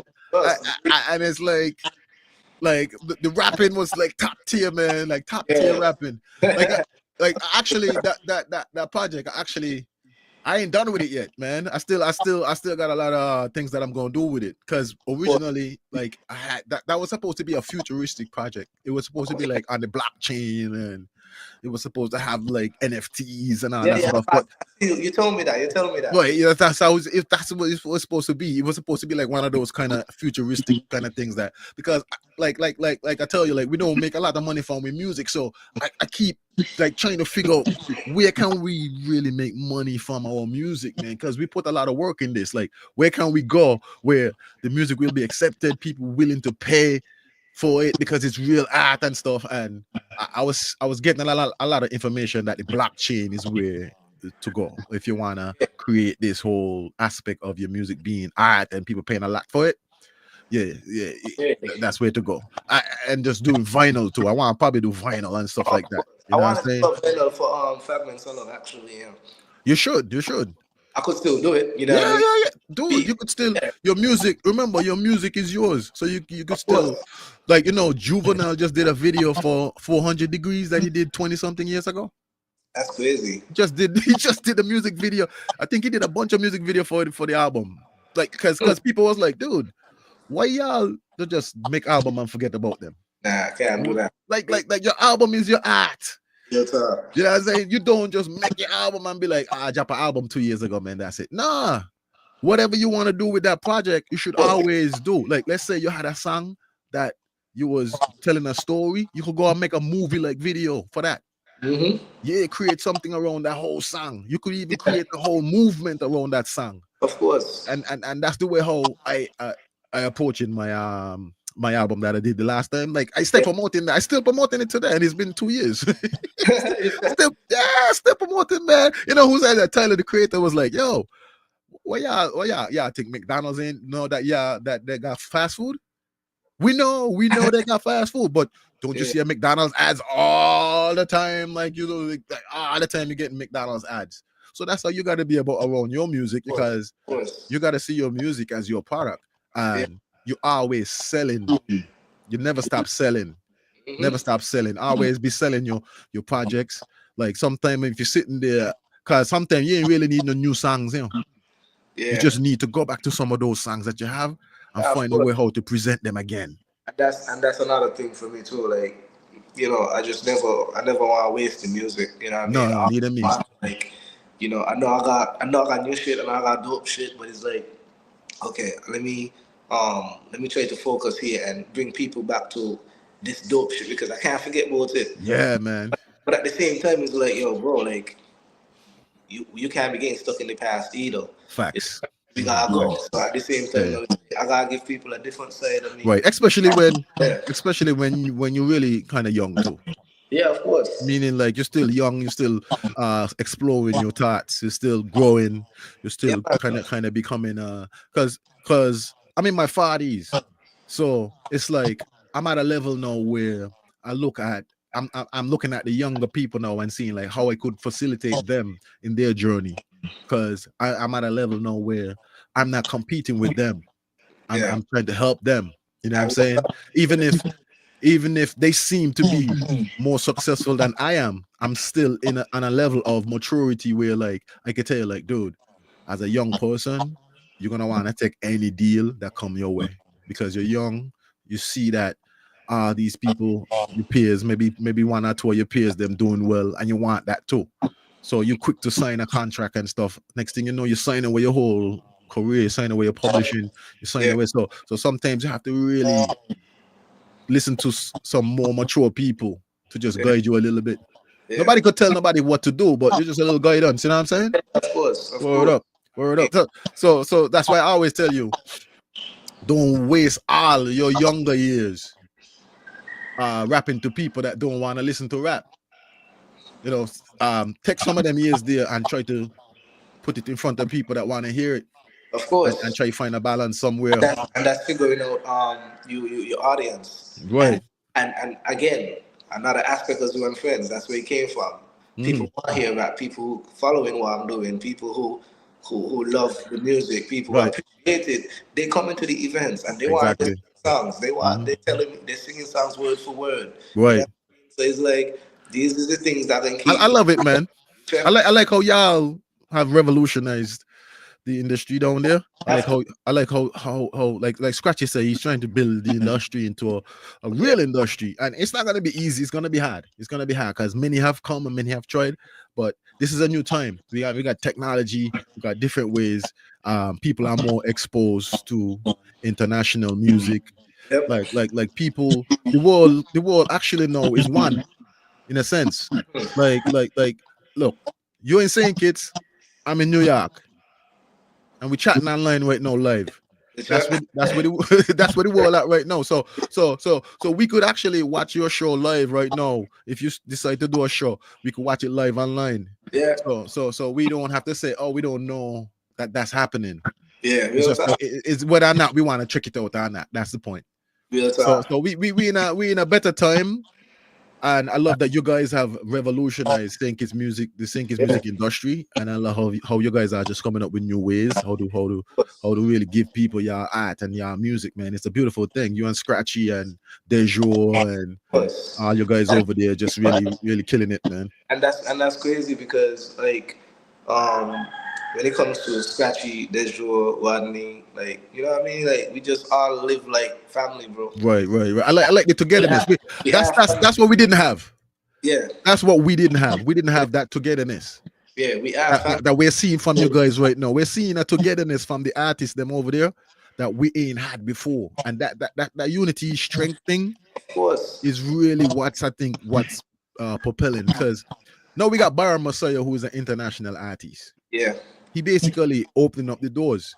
Yeah. For other Sinkis artists, because due to the fact now people from all over the world tuning into him and he saying, hey, I'm from this place. This is where I'm from. So people don't want to know who else here. Well, they know. Right. He opening up the doors. So we all got to realize that that's happening. Of course. So don't be shy to expose your music. Yeah. And now is the time. Don't stand off and working. Don't stand off either. Come together. We need everybody. We need all of us. We need all of us. We don't need no contention between the artists them in the island, because the island too small. Too small, me bro. Like it's like that's why we lost IMAC. Yeah. You know what I'm saying? We lost IMAC because the island small, and if somebody ain't getting along properly, they could see you over there somewhere. They could spot you. Not like out here. I could talk a bunch of stuff out here online. Nobody can ever, unless you come look for me personally, you can't find me. You can't find me because there's too much places to hide out here. But in St. Kitts, it's small. When you talk smack and stuff and you're beefing, people just see you somewhere. You know what I mean? Of course. So we don't really need that, man. Rest in peace, IMAC, one time. But we don't. Yeah, rest in power. We don't need that. So it's a good thing. I love it, man. I love to see the unity of the artists them over there right now. I love that all of y'all coming together. It's a solid movement, believe me. Yeah, I love it, man. And the beautiful thing about that is that, you know, one, Scratchy don't need me to be Scratchy or to be great, right. To do what he doing. You Word. get what I'm saying? Word. Scratchy don't need Dejo to do what he doing. Dejo don't need Scratchy to do what he doing. Word. I mean, everybody now has the key components, what they really good at, and everybody now bringing that together to make one big impact. Right. And that's the whole beauty about it, bro. I feel like a lot of times, I feel like there's a lot of artists that they just, they just want handles. They just feel like it's supposed to be handed to them. Artists in general, sometimes they create egos. Yeah, of course. In general, it's just a natural thing for artists, because like artists, they watch a lot of like other artists and create a scenario in their head and start to think that, well, I just see Young Thug wearing a lot of diamonds and all these things and people showing him. So they start thinking like, I should be like that too. So they create an egotistic thought instead of like thinking about it from a perspective like, okay, I admire Young Thug and I admire what he do, but I am me and he's he. You know what I'm saying? Watch what I wear, bro. When I saw Bama them got some big chain. Oh yeah. Bama them wearing some big gold chain, man. Yeah, just watch me. It's simple. Dude, I mean, like me and Nietzsche was talking the other day, and he was like showing me some stuff, and I was showing him some stuff too. Cause I telling him, look, dude, me ain't rich like like me ain't got no load of expensive jewelry and expensive nothing. I'm a very average living person. Like my jewelry is basic. Me ain't got nothing too expensive. Like that ain't me, you know. But I love it. Like it wasn't something like I was jealous of. It wasn't something that I was like envious of. I love to see my people them living good. I love to see my people them rising up from where they was and doing great. Like I am that type of person. And that's the thing. Like, you gotta know yourself. You know what I mean? me, I know myself. You know what I mean? I'm good in the skin I'm in, bro. Like Exactly. them things don't wear me. I wear them. You check what I'm saying? Exactly. Who knows? Next year you could be wearing something big and stupid, and somebody looking at you like, "Oh, why this dude wearing all them diamonds and the big chain for, man?" They ain't understand that the year before you wasn't wearing that. Yeah, real talk. Yeah, but you just get a little more successful, and you say, "You know something? I'm gonna treat myself." Yeah. Yeah, because look at what Kendrick was wearing on the Super Bowl. Crazy work. I was like, "Whoa, the hell? That's like $2 million worth of jewelry right there, yo. That's crazy, crazy jewelry." And he doesn't seem to be that type of person. He don't just like that. No, he doesn't seem to be that type of person. Like if you go listen to his music, he's one of the humblest rappers.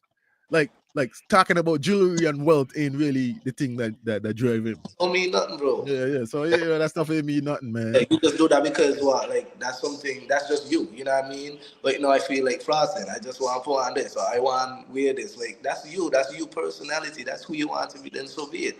I ain't knocking nobody for that. Me ain't judging nobody for what they got, for what they wearing. You know what I mean? I just I chill, man, chill. It's like to me, I'm more invested in other things.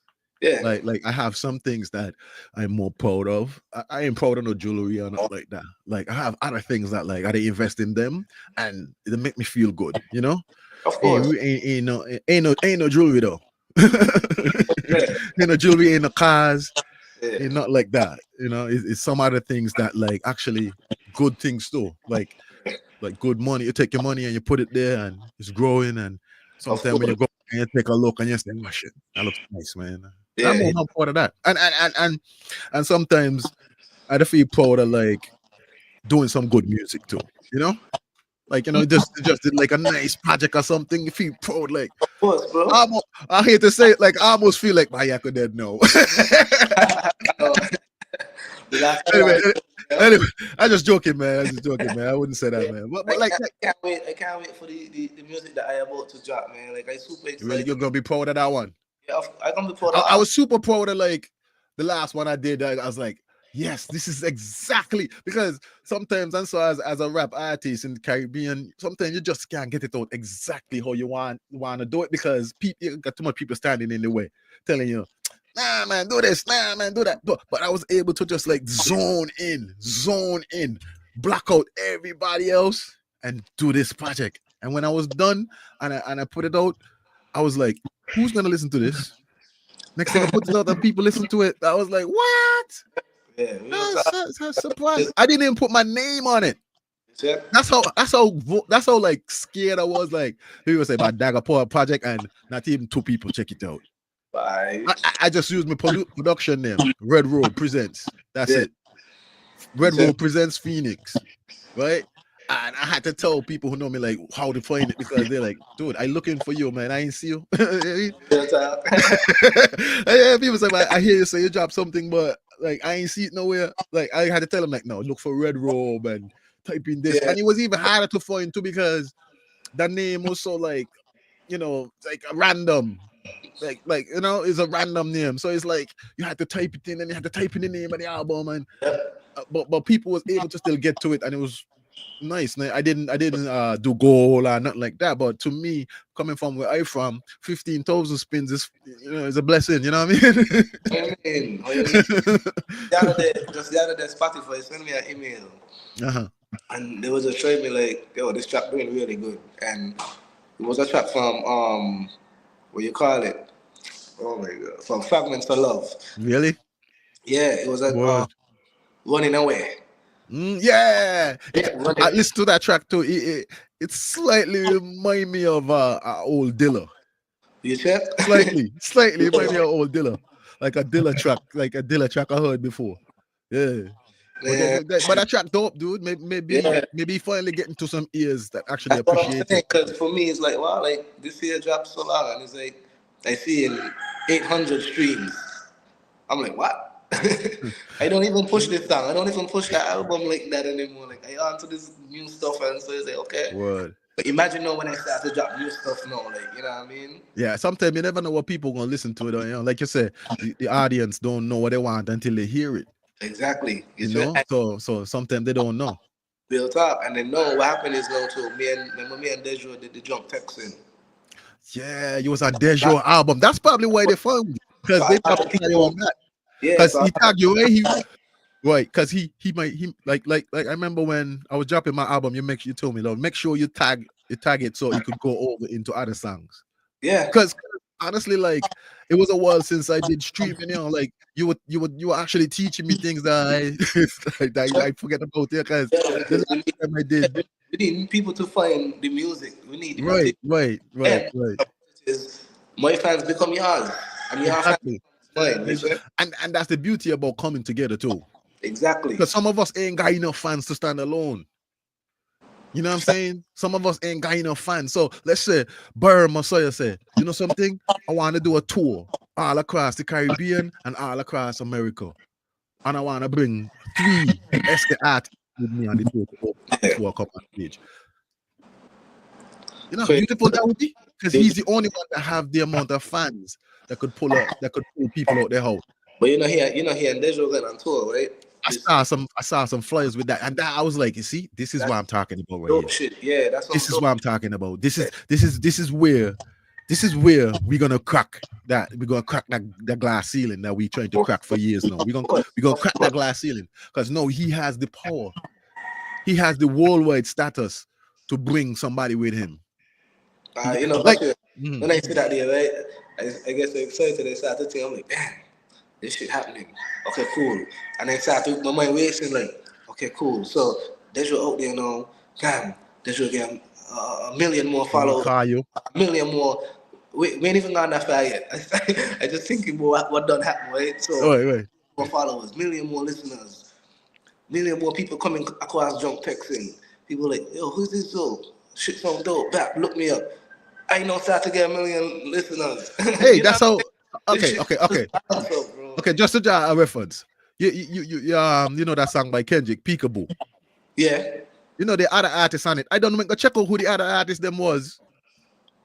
Because I hear them on that. I never know who it was. Next thing I find out is some Spanish dude named some Lefty Swifty or whatever his name is. And I check him out to see if I like his music too. Like, let me see if I like his music too. I listen to a couple of tracks and I was like, he ain't really my type of rapper like that, but the dude dope too. But that just to show the power of really like connecting with somebody else that got a bigger audience. Of course. When you connect with somebody else who got a bigger audience, that definitely translates into people checking you out too. So I'm happy that Baron Messiah taking Dejo on the tour, because that they're gonna grow. Because Dejo gonna grow. The next thing you know, Dejo going to know he taking somebody else with him. Of course. And then each one teach one, and then we just do this thing where like we farm up like a transformer. You know, each piece coming together, stacking up, creating this. Yeah, I'm telling you, man, and that's what we need. So I'm happy to see that we're finally breaking through the whole local, because Sinkis is international now, yeah. Of course, long time. Yeah, we international. Well, we wasn't really international musically like that. Yeah, well, okay, musically, but we was international in terms of tourism. Like people will be like, because I ask a few people out here sometime when they run into me, and like if I have to get them something from there, they'll say, "You from St. Kitts? Oh yeah, I heard it's a nice place. It might be some white folks or some black people. Tourism. You know, tourism. St. Kitts got a nice look when it comes to tourism. Yeah, but we can't forget Kim Collins. Yeah. Oh, of course, Kim Collins. Believe it or not, Kim Collins. Yeah. Kim Collins is my second favorite athlete. Is it? Behind like Michael Jordan or somebody like that, but like like second favorite. No. Me and Kim Collins actually cool. Like Kim Collins gave me one of his sweatsuits. Them like but back in the day when I was doing songs like Rep My City and stuff like that, like Rep My City. Yeah. Like if anybody can go on YouTube, you can find a video with me and Kim Collins doing on the track together, just like talking. And he gave me that day. He gave me, but the only thing is that I was like always moving. Like I would live here, then live there, then live there, then live there. Then I don't know where it is anymore. But I don't think about it sometimes, you know. And I'm like, yo, my Kim Collins sweatsuit, man. I need it back, yo. That's like a memorabilia to me now, man. Yeah, but Kim Collins definitely put us on the map in terms of like people knowing that a little island named St. Kitts exists. Yeah, facts. Yeah, cause even that's why it's so hard with the music thing. Cause even to just people like knowing that the island exists is a big thing. Of course. So imagine the island itself, right? The island itself, people don't know exists. Imagine them knowing that artists exist from there. And dope as hell too. And like hardcore, tough, great lyrics. Like, and the thing about us, right? We have to work 10 times harder than everybody else. Because check out everybody else across the Caribbean. Some people across the Caribbean, right? Some people across the Caribbean, they just give people whatever going on in their little circle. Like they ain't even like trying to tweak it to say, well, I can tweak it a little bit so people from this place could like it. We'd actually sometimes they tweak our music so it could be more international. And that's all right too. Yeah. Because the thing is like, you know what I mean? I tell you, remember, remember who said, but somebody that said, nobody knew about Jigga before Annie, eh? and Annie's, you know what I'm saying this, and he was around, eh? Yeah, of course. But Annie knows what propel him, that sample, you know what I mean? Jigga was around a long time. Jigga ain't signed a good record deal until he in the late 20s. 52. 50 and signed till he was in the late 20s too. Like a good deal. Like I think he was around Columbia in the earlier years, but nothing solid. But he signed like with Dr. J and Eminem when he was about 28 years or so. So sometimes it'll take a while. You just got to keep pushing. Sometimes it take a while. What about Rick Ross? Rick Ross ain't signed nothing until about 31 or 32. Yep, it's like nothing serious. What about Benny the Butcher? What about Conway? Yeah, them dudes 40. Okay. Them dudes 40. But the music's still there and they're doing great. And their family. Sometimes when I listen to them, and I didn't even know they were that ageable. But I thought they were younger. Nah.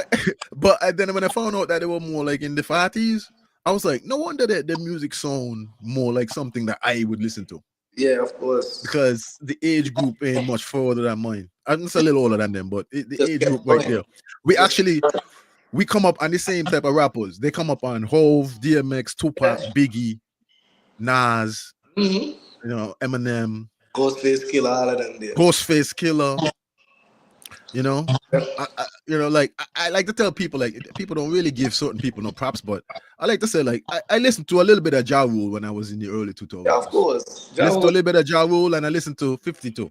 But, you know, I listened to Ja Rule. Ja Rule was killing it, man. At one point, man. Nelly too.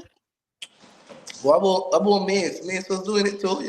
You know what? Mace is the person that made me start to listen to hip hop again after Tupac and Biggie died. Because I was a teenager when Tupac and Biggie died. I remember my auntie was like, "Lord, they kill another black man." And I was like, who? Like, who? And she was like, Tupac Shakur. I was like, Tupac Shakur? I didn't even know who he is like that, but that's crazy. I was a teenager when it thing. But I started listening to hip hop that like in the early 90s, maybe like Snoop Dogg era a little bit. When Snoop Dogg came out with like Doggy Style, like back in like 92, 93. Then they went on to like Tupac and Biggie. But around 98, 97, Mace, DMX, and those guys is who brought back hip hop to the forefront and make people start to love it again, and finally move on from Biggie and Tupac. From the hurt from before. Right, because that was serious hurt. People was hurt for quite a while. That because in people's mind, it was like, y'all took the best of what we had, man. You know what I'm saying? So people had to get back to loving some other artists again. And Mace was one of them, bro. Mace was one of them artists who really like. Yeah. I remember when my cousin brought home that CD with him, Harlem Roll or whatever the album was called. And we bumped that CD there till the CD burned, man. We bumped that CD, man. That CD was like we bumped that. But yeah, man, Mace was definitely one of them artists who carry the mantle on with hip hop.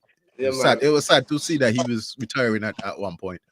But yeah, man, that was definitely dope. Them is the artists and stuff who I listen to coming up, you know. Yeah. Tupac, Biggie, DMX, Nas, a little bit of Jay-Z, 50, Ja, Nelly, Eminem, you know, and then after that, you know, T.I., and then after that it kind of phase out because I feel like I stopped consuming and started creating. Yeah. Yeah, I still consume a little bit, but I feel like I moved on from being a direct, like, just always listening to always creating. Yeah. And we always gonna have that like time. But yeah, man, Zoo, man, it's always a pleasure to chat with you, man. I know you probably gotta go hang out and have a good time. Everything is everything. I just, you know what I mean? I enjoy the conversation, but everything Yeah, is bro. Yeah, bro. So there's anything you wanna like tell we couple of listeners that checking us out right now? Yeah, man. Thanks for tapping in. You know what I mean? Thanks for tapping in. Look out for more music. I'm dropping a lot of music now again this year for sure. Lots of projects. Maybe I want out of singles, but mostly projects. Mm. A lot of small projects, 3 tracks, 5 tracks. Look out for those. A lot of collaborations. Mm-hmm. Yeah, more concerts doing they have what's the show called? Zoo and Friends coming up. Of course, yeah. Zoo and Friends. This is twice a year, right? Yeah. Twice a year in St. Kitts. Yeah, we have a show called Zoo and Friends. And Friends, you know what I mean? Very unique event, very niche. You got music festival coming up. Yeah, they got music festival. No. You got music festival coming up. We're trying to get you. We trying to get you one there, man. We trying to get you one there. Who I gotta talk to, boy? Who I gotta talk to? Who I gotta call? I call somebody, man. I call somebody. Zoo and Friends. Also, you have the Zoo and Friends. You got merch. Yeah. You got like it's a big deal, man. It's a big deal. So it's a big deal. Everything coming together, man. We're just trying to make sure we stay tapped in, make sure we spread around the love, spread around the music, make sure that we pay attention to people that's really dope and don't just count them out because they're not popular. Word. We're paying attention to the whole market. We're trying to continuously build the culture here in St. Kitts. More open mind, make other artists who know they don't have to force themselves to do this genre because it's popping. Like, you know what I mean? We just want to inspire people to be who they really want to be out here, bro. You check what I'm saying? Word. So, I love it, man. Yeah, that's what I'm happy to see that you. I was just saying that one of the reasons why we as rappers from St. Kitts end up switching our genres is because we don't have any platforms. You know, we don't have nowhere to go where we could actually just be rappers. You know what I mean? So it's great that you actually have created this whole setup that, you know, if anybody else, even if you want to do rap or you want to do some other genre that might be a little bit, you know, not in the box of what people think that we should be doing. I'm happy to see that you created the avenue for them, man. Of course. I remember I was telling you about my veteran, Sincere. Sincere on the come up, and Sincere is really, really dope, bro. So you think that he could be probably like the Zoo right now, and probably like Sincere could be like the next man who definitely gonna bring a lot of good vibes to the table. Of course, like he's solid, like dude. Word. Shout out to Sincere, man. Yeah, me and Sincere got a joint project too, dropping this year too. Okay, cool. We look forward to that too. Yeah. So it's just, you know what I mean? It just works. Yeah, real talk, bro. It just works. It's a beautiful thing, man. I love to see where we have evolved from, man. From then to Zoo now. You know what I mean? It's been a great journey for our country and our artists to see that we could rap. If you wanted to rap, just rap.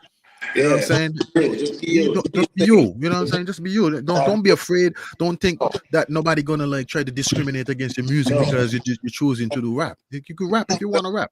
We don't have a lot of platforms for it, but Zoo is creating more platforms for it. Zoo is carrying the mantle and, you know, showing people that if you wanted to do any style of music that you want to do, come on, man. Let's go, man. Let's get it.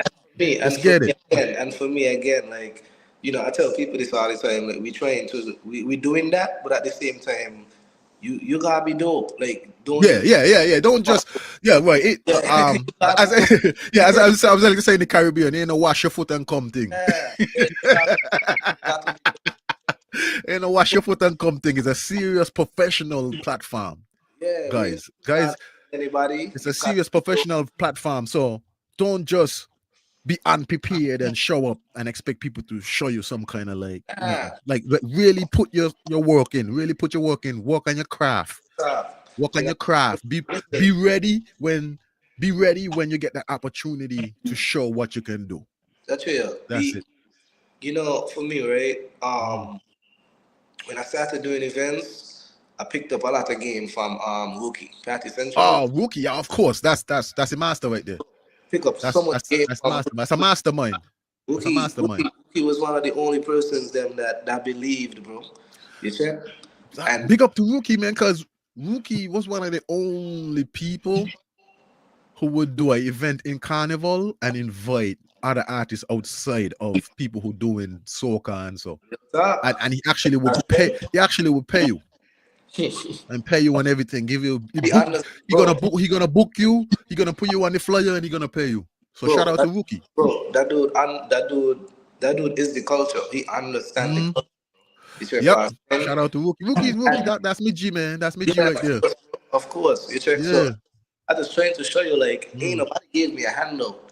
You feel me? A lot of people told me no, and what I'm doing cannot work, and Why? Why can't work? Because they give you explanation. It's never been done. They never do it. You know what I mean? They say, "No, you can't do it." They never do it. They never do it, so you can't do it. Nah, projection, man. Exactly. You see, people just be projecting their own energy. Yeah. I try hard not to do that. Real talk. I try hard not to do that. Like for me, I had my struggles in rap. No, don't say like you're gonna have the same struggles. You know, you're gonna have your own struggles too. Yeah, of course. The only thing I could say is, like, I could tell you, like, yo, I went over there by that hill over there, and by them man over there ain't playing, them man shooting arrows and stones and stuff. So you gotta be careful when you go over there. If anything, when you go over there, make sure you're protected, make sure you're ready for what gonna happen over there. That's it. But other than that, you do you, bro. and that's the whole thing now. So come back to, you know, me talking about Wookie is the fact that he gave me so much game that he prepared me for everything that I even facing today. You check what I say? So many conversations we had that he put me onto game and put me onto people who serious and how to conduct certain business and like, you know what I mean? Like, he just gave me the blueprint. Yeah, so, Rookie, that's a great mentor to have in the event space. Of course, bro. So one of the greatest, probably the greatest, if not. Bro, come on. So, if you're talking about events in St. Kitts, yeah. So when I tell you, like, you know what I mean, I learn from the best, bro. I learn from the best, G. So just out here doing nothing that come easy and Word, bro. Out here really impacting the culture and doing things for the future, because this is all about. I ain't gonna be here forever. But I leave, I would really, you know what I mean, for me, just to not even have my name in the conversation, but to have created a platform to spark the brain of these other young artists coming up, whatever creative space that you're in, could be like, oh shoot, okay then, man, like, yo, this dude sacrificed so much to open up this door here for everybody else to feel comfortable to be who exactly they want to be and not shy away from it because they feel like this ain't a genre that people want to listen to. This is something, you check what I'm saying? Like, you could call me the sacrificial lamb. I can carry the weight of the cabbage. True. I mean, we definitely, you always need somebody who willing to go up and break the glass. Yeah, of course. And then everybody just run through, you know? You know what I mean? So sometimes you need somebody who's gonna take that chance. Like I like to say, hey, I was one of them people who take the chance to say, well, we're gonna do rap here and prove to people that it can work. Like at one point, I was the number one artist in St. Kitts. At one point. And that was rap. That was rap. And I was the number one. My events was packed. People wanted to be there because this is what's going on right now. This is what's hot right now. Rap. You know what I mean? So we know that we could do it. Of and course. and we know that we could take it to the world. So that's how we're really looking for, is just to find those ears, find those people that really want to tap in. We gonna tap, we gonna figure it out, man. Yeah, of We're course. gonna figure it out. We're gonna It's figure it out all because we go. God already, bro. God plan already. Because I want to see the artists them touring. That's what I want to see. When I see that start happening, I can lay back in my bed and smoke a cigar, smoke a big joint, and be like, yeah, Definitely. that's it right there. That's energy right there. That's it right there. There you go. It's happening. It's happening. I mean, when I saw the Dejo and Burn going on European tour, spark a big one. Yeah, man. You have to. That's it right there. That's the energy right there. You go. And then I was happy because I lived to see it. But look, what I'm trying to explain to you now, people like who, might be sitting back and watching like, yeah, but the industry, it might just come a time where you fall right back in line, and have a part to play. Of course. I mean, like, of course, like right now.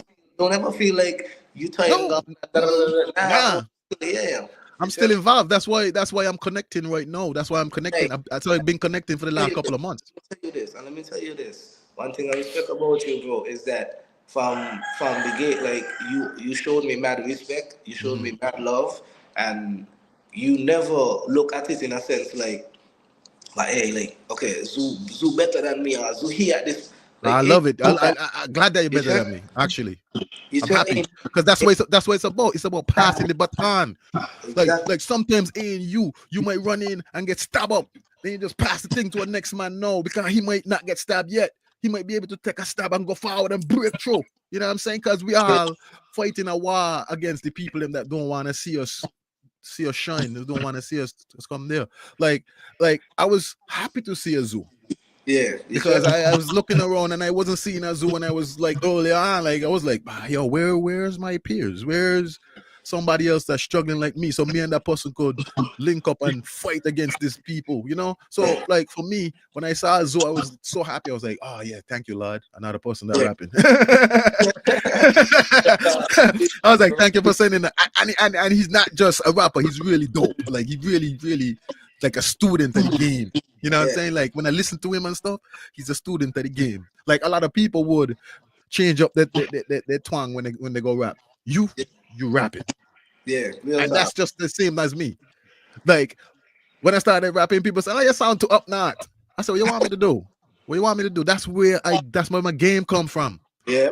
My game come from up north rappers from New York. Not really so much California, more New York based rappers. That's who I grew up on. Redman, Method Man, the Wu-Tang Clan and stuff like that. Like that's kind of music I be listening to. So when that man flipping a lot of samples and stuff, so it's like that's who my brain wired to.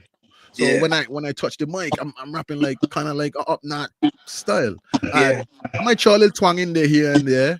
Of course, but for the most part is up north type of rapping. Like it's just being creative, bro. Like whatever your style be, whatever that you get comfortable with, like that's your energy right there. Exactly. Like I just like to rap like good old fashioned rapping. Good old fashioned. Like there's a lot of styles and stuff. No, but I just like good old fashioned rapping. Like people who just spitting and doing good lyrical movements and lyrical like they make your brain work a little bit sometimes. They say certain things to make you want to think and stuff. Like I like people who really like to evoke thoughts, So that's the thing though. Like I'm trying to like figure, okay, how I could do that and still have the sound that still have a connection that with the people around. I can't just be spitting bars down to select a spitting bars. Like right. You know how I do that? You know how I overcame to reach to these people around in St. Kitts? I started rapping about things that they could relate to. That's why I did songs like Rep My City. Yeah. And you say I'll Never Give Up too. Yeah, of course. Like you said that too. Could relate to that all day. Right. So that's what I had to do. Even though, like, after a while, you had people like Stoney and them, man, who started giving you like a more of a twang type of rap. Yeah. Almost like a cross between dancehall and hip hop. Yeah, it's a crossover. It's a crossover type of style, And like even when those guys come, I was like, oh, that sounds amazing, man. It's kind of like a crossover between dancehall and hip hop, and it's just crazy. it kind of you know, it got this guy from Jamaica, but I think he was more based in New York. Mad Lion. His name was Mad Lion. He had a song. He had a couple big songs like out there. You could probably look him up. But he used to be a dancehall singer that used hip hop beats. So his style would be dancehall, but he's just doing it over hip hop beats. Yeah, and that would work. That would work because sometimes it's all about the beats for some people. You know, some people just like certain type of rhythms, and certain type of rhythms move them. So they would like, well, we want you. You could probably do the dancehall, but you're gonna have to use these style of beats because this is the only type of beats New York people really don't respond to. Yeah, they don't really respond to reggae beats all the time. But it just your style could always work, just depending on how you basically structure it and put it out to people. But yeah, it's you just have to find a way how to connect with the people around. Definitely. Yeah, because it ain't easy. It's gonna be a tough job, but I see you getting there. I see you putting in the work, and it's only a matter of time. For sure, bro. Only a matter of time, bro. You're gonna be doing it big. I'll do my part wherever I can do. Just let me know. I'm here. We definitely need to come. You definitely need to come on here. We definitely need to do something out here. Yeah. I was wondering, like, what can we do out here, man? Can we just like do like maybe like a showcase, do like you know, something, you know? It's possible, yeah. Something. But wait, no, we're going through a lot of like political issues in this country. So I don't me personally right now we're going through a lot of like political issues. So I personally don't even want to leave the country right now because I don't know if when I try to come back in, they might be like, you ain't coming back in here. Yeah, like I don't know. I'm safe. I have my paperwork straight and everything, but I'm just uncertain about how this administration working this time in terms of like immigrants and all that. Just a little bit uncertain. So I laying low right now. I mean, really traveling too much and they're really going too much places right now. So, but definitely, man, we gotta see what we could do here. Me and you, definitely. I definitely want to link up for some more tracks.